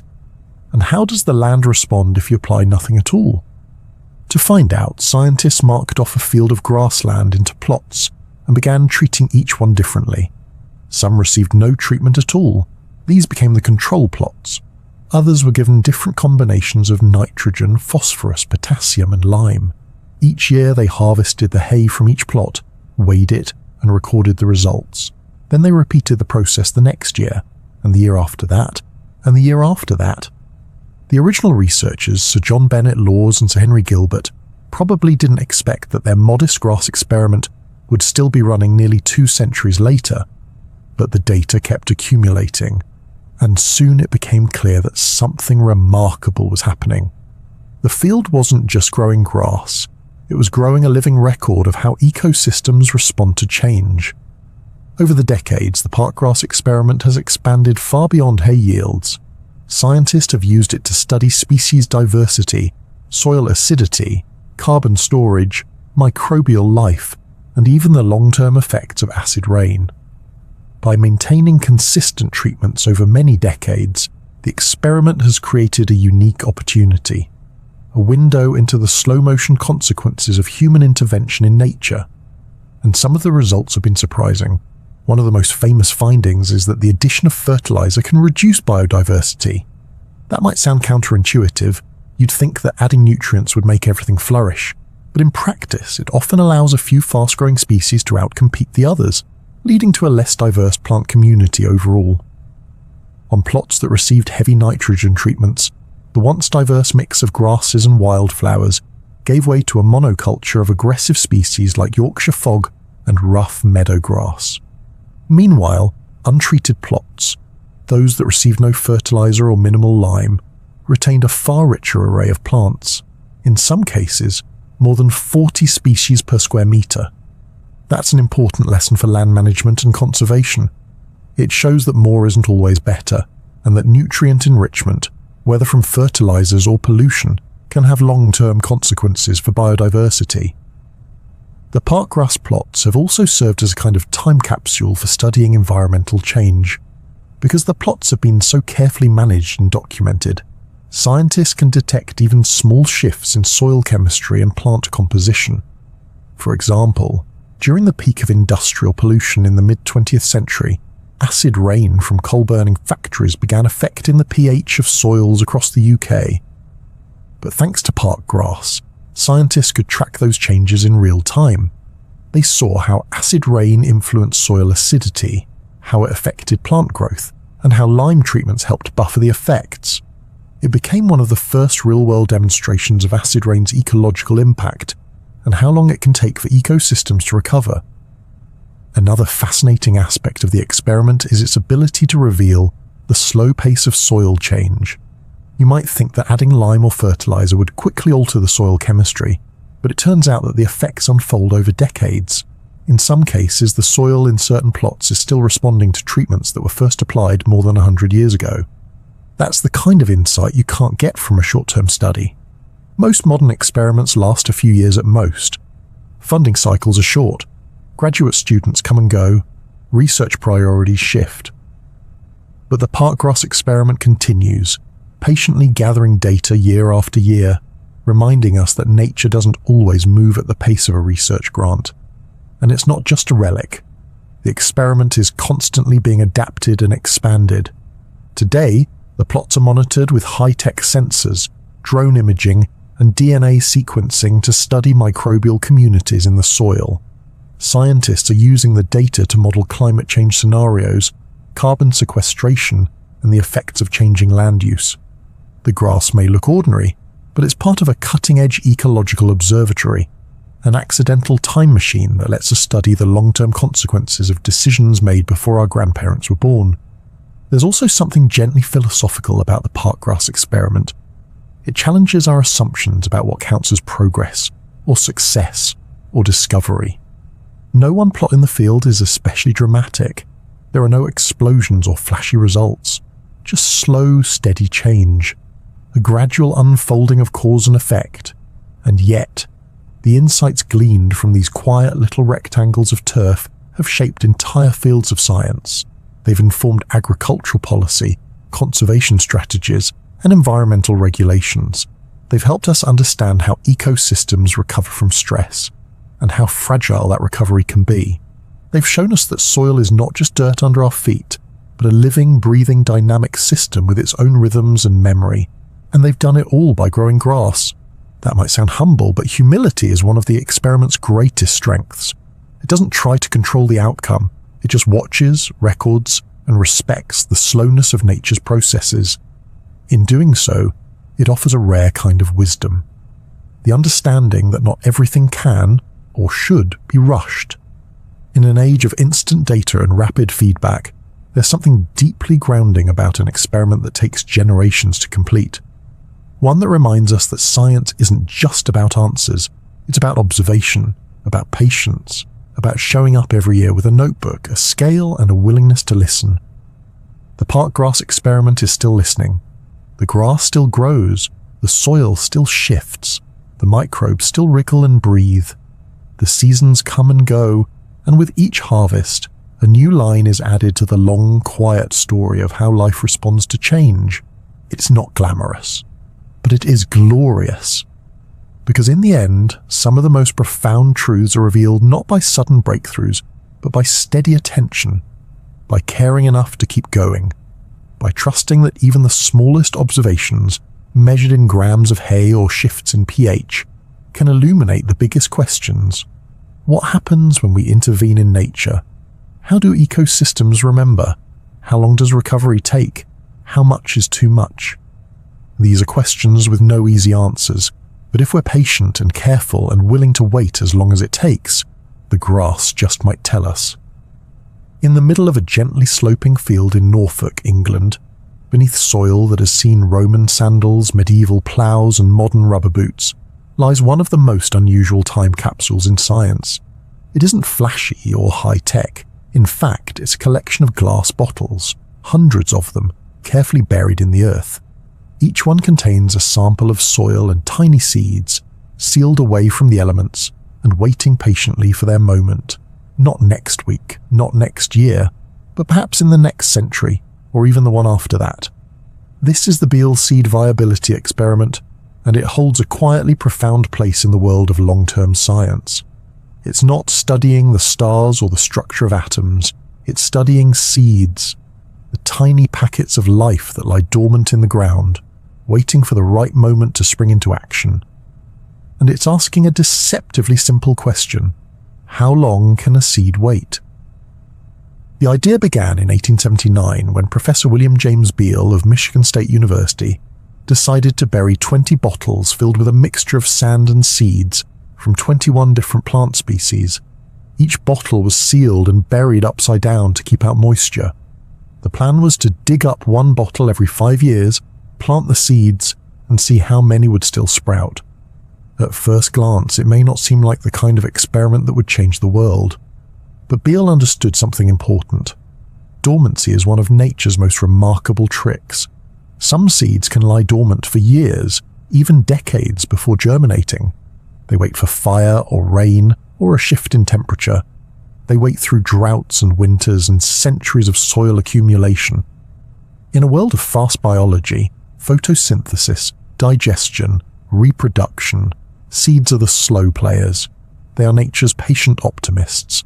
The Beale experiment set out to understand just how patient they could be. In the early years, the seeds behaved more or less as expected. After 5 years, many of the species still germinated well. After 10 years, a few began to fade. After 20 or 30, the drop-off was sharper. But here's the twist. Some species continue to grow far beyond anyone's expectations. After 50 years, a handful were still viable. After 100 years, astonishingly, a few still managed to sprout. As of the most recent exhumation in 2021, 142 years after burial, seeds from at least one species, Verbascum blataria or moth mullein, were still capable of germinating. Let that sink in. These were seeds that had not seen sunlight since before the invention of the electric light bulb. They had waited patiently through 2 world wars, the moon landing, the invention of the internet, and still, when planted, they chose to grow. That kind of resilience is more than just a botanical curiosity. It speaks to the robustness of life itself, and it has practical implications for agriculture, ecology, and conservation. For example, understanding seed longevity can help with seed banking, the practice of preserving seeds for future use. This is a key tool in protecting biodiversity and ensuring food security in the face of climate change, habitat loss, and war. If seeds can be stored safely for centuries, they may serve as a genetic lifeline for future generations. The Beale experiment also helps us understand how plants can suddenly appear in landscapes where they haven't been seen in decades. If a forest is cleared or a fire sweeps through an area, seeds buried deep in the soil may seize the opportunity to germinate. These seed banks beneath our feet are a hidden archive of biodiversity, quietly holding potential futures in stasis. Other scientists have launched similar long-term studies. Some experiments focus on seeds stored in controlled environments, like the Svalbard Global Seed Vault in Norway, a high-tech facility designed to preserve seeds from around the world against disaster. But there's something uniquely charming about Beale's low-tech approach. No climate control, no vaults, no robotic arms. Just seeds, sand, glass, and earth. And of course, patience. The experiment's schedule has been modified over the years. Originally, bottles were to be unearthed every 5 years, but as time went on and fewer seeds remained, the interval was extended to every 10 years and then to every 20. The idea now is to preserve the remaining bottles for as long as possible, perhaps up to 3 centuries in total. That means the final bottle may not be opened until the year 2100 or beyond. And who will open it? That's the beautiful part. No one knows. The responsibility will pass down through generations of scientists, students, and caretakers. Each exhumation is an event, coordinated in secrecy to avoid tampering, with a small team digging carefully through the soil to find a bottle that hasn't seen daylight in 100 years. It's like finding a message from the past, except instead of words, it's hope wrapped in cellulose. But it's not just the seeds that are waiting. The soil itself in those bottles is an archive. Future researchers may analyze it for microbes, pollen grains, or isotopic signatures. They may uncover data that Beale never imagined collecting, because the tools to do so hadn't yet been invented. This is one of the great strengths of long-term experiments, their capacity to outlive the limits of contemporary technology. They allow future generations to revisit old questions with new methods. What Beale started as a simple germination test could one day yield insights into climate history, microbial life, or genetic resilience, all from a dusty bottle of dirt. And the experiment has already inspired new ones. At Kew Gardens in London, the Millennium Seed Bank conducts extensive research into how different storage conditions affect seed longevity. NASA is studying seed behavior in space, testing whether seeds stored aboard the International Space Station retain their viability under microgravity and cosmic radiation. Agricultural scientists are experimenting with storing crop seeds under conditions that mimic extreme drought or heat, in hopes of future-proofing global food supplies. There's even a kind of poetic resistance in these studies. Seeds remind us that life has a backup plan, that even when everything above ground seems lost, something below may be waiting to begin again. And seeds are remarkably democratic in their resilience. Some of the toughest seeds come not from towering rainforest trees, but from weeds, those scrappy, unwelcome guests in our gardens and cracks in the pavement. Moth mullein, the Beale experiment surprise survivor, is a common roadside plant with a cheerful yellow flower and a reputation for growing where it's not wanted. But it turns out that resilience doesn't care about prestige. Life clings on wherever it can. In a way, the Beale seed viability experiment is as much about humans as it is about plants. It's a quiet statement of faith in the future, an acknowledgement that even though we may not live to see the results, the act of asking a question and waiting for an answer is still worthwhile. It's a reminder that not all scientific discoveries come with immediate payoff, that sometimes the most important contributions are the ones we begin for someone else to finish. And that's a valuable message in today's world. When the news cycle moves in seconds and research funding is often judged by quarterly outcomes, there is deep wisdom in burying something in the soil and simply waiting. What if more science embraced that kind of patience? What if we invested in questions that would take 100 years to answer? What if we treated curiosity not as a sprint, but as a legacy? Because in the end, the Beale experiment doesn't just measure seed viability, it measures scientific humility, the understanding that the world is vast, time is long, and not everything is meant to bloom today. So the next time you walk across a field or plant a seed in a pot, think about what might be waiting beneath the surface. Not just roots, but resilience. Not just potential, but history. Seeds don't ask for much, just a little soil, a little light, and time. Sometimes a lot of time. And when the next bottle is unearthed, perhaps by people not yet born, and those ancient seeds are given their chance to stretch and unfurl, it will be a quiet echo of a decision made long ago. To plant questions and trust the future to harvest the answers. And so, as we reach the end of this long meandering journey through the slowest corners of science, we return gently to the same quiet questions we asked at the beginning. What does it mean to observe with patience? What can we learn from experiments that take not hours or days, but decades, centuries, or even millennia to unfold? From drops of pitch falling once every 10 years, to bacteria evolving over 75,000 generations, to spacecraft quietly coasting beyond the solar system, we've seen that science is not always about rapid breakthroughs or flashy discoveries. Sometimes it's about showing up again and again to bear witness to the unfolding of time. Sometimes it's about planting a seed, literally or metaphorically, and stepping back. These experiments ask us to slow down, to pay attention, to trust that knowledge grows not just in the spark of a eureka moment, but in the long shadows cast by patient observation. Whether it's a grass plot that's been harvested since the age of steam, a starship drifting into interstellar night, or a handful of seeds waiting quietly in a buried bottle, these studies share a kind of quiet defiance. They defy haste. They defy forgetfulness. They whisper gently that some truths are revealed only when we're willing to wait. And maybe, just maybe, the most extraordinary thing about these long experiments isn't what they've discovered, but the kind of mindset they invite. One of humility, of curiosity, of care. So once again, we return to the original hope. That this video wasn't too interesting, that it let your mind drift, your breath slow, and maybe helped you find rest. But if it did keep you awake, at least you've learned something. Something soft and steady. Something patient. Before you go, I'd love to know, where in the world are you listening from? What time is it there? Let me know in the comments below. And if you enjoyed this quiet exploration, please consider liking the video and subscribing to The Sleepy Scientist. There are always more stories waiting, just beneath the surface. And just like a well-planted seed,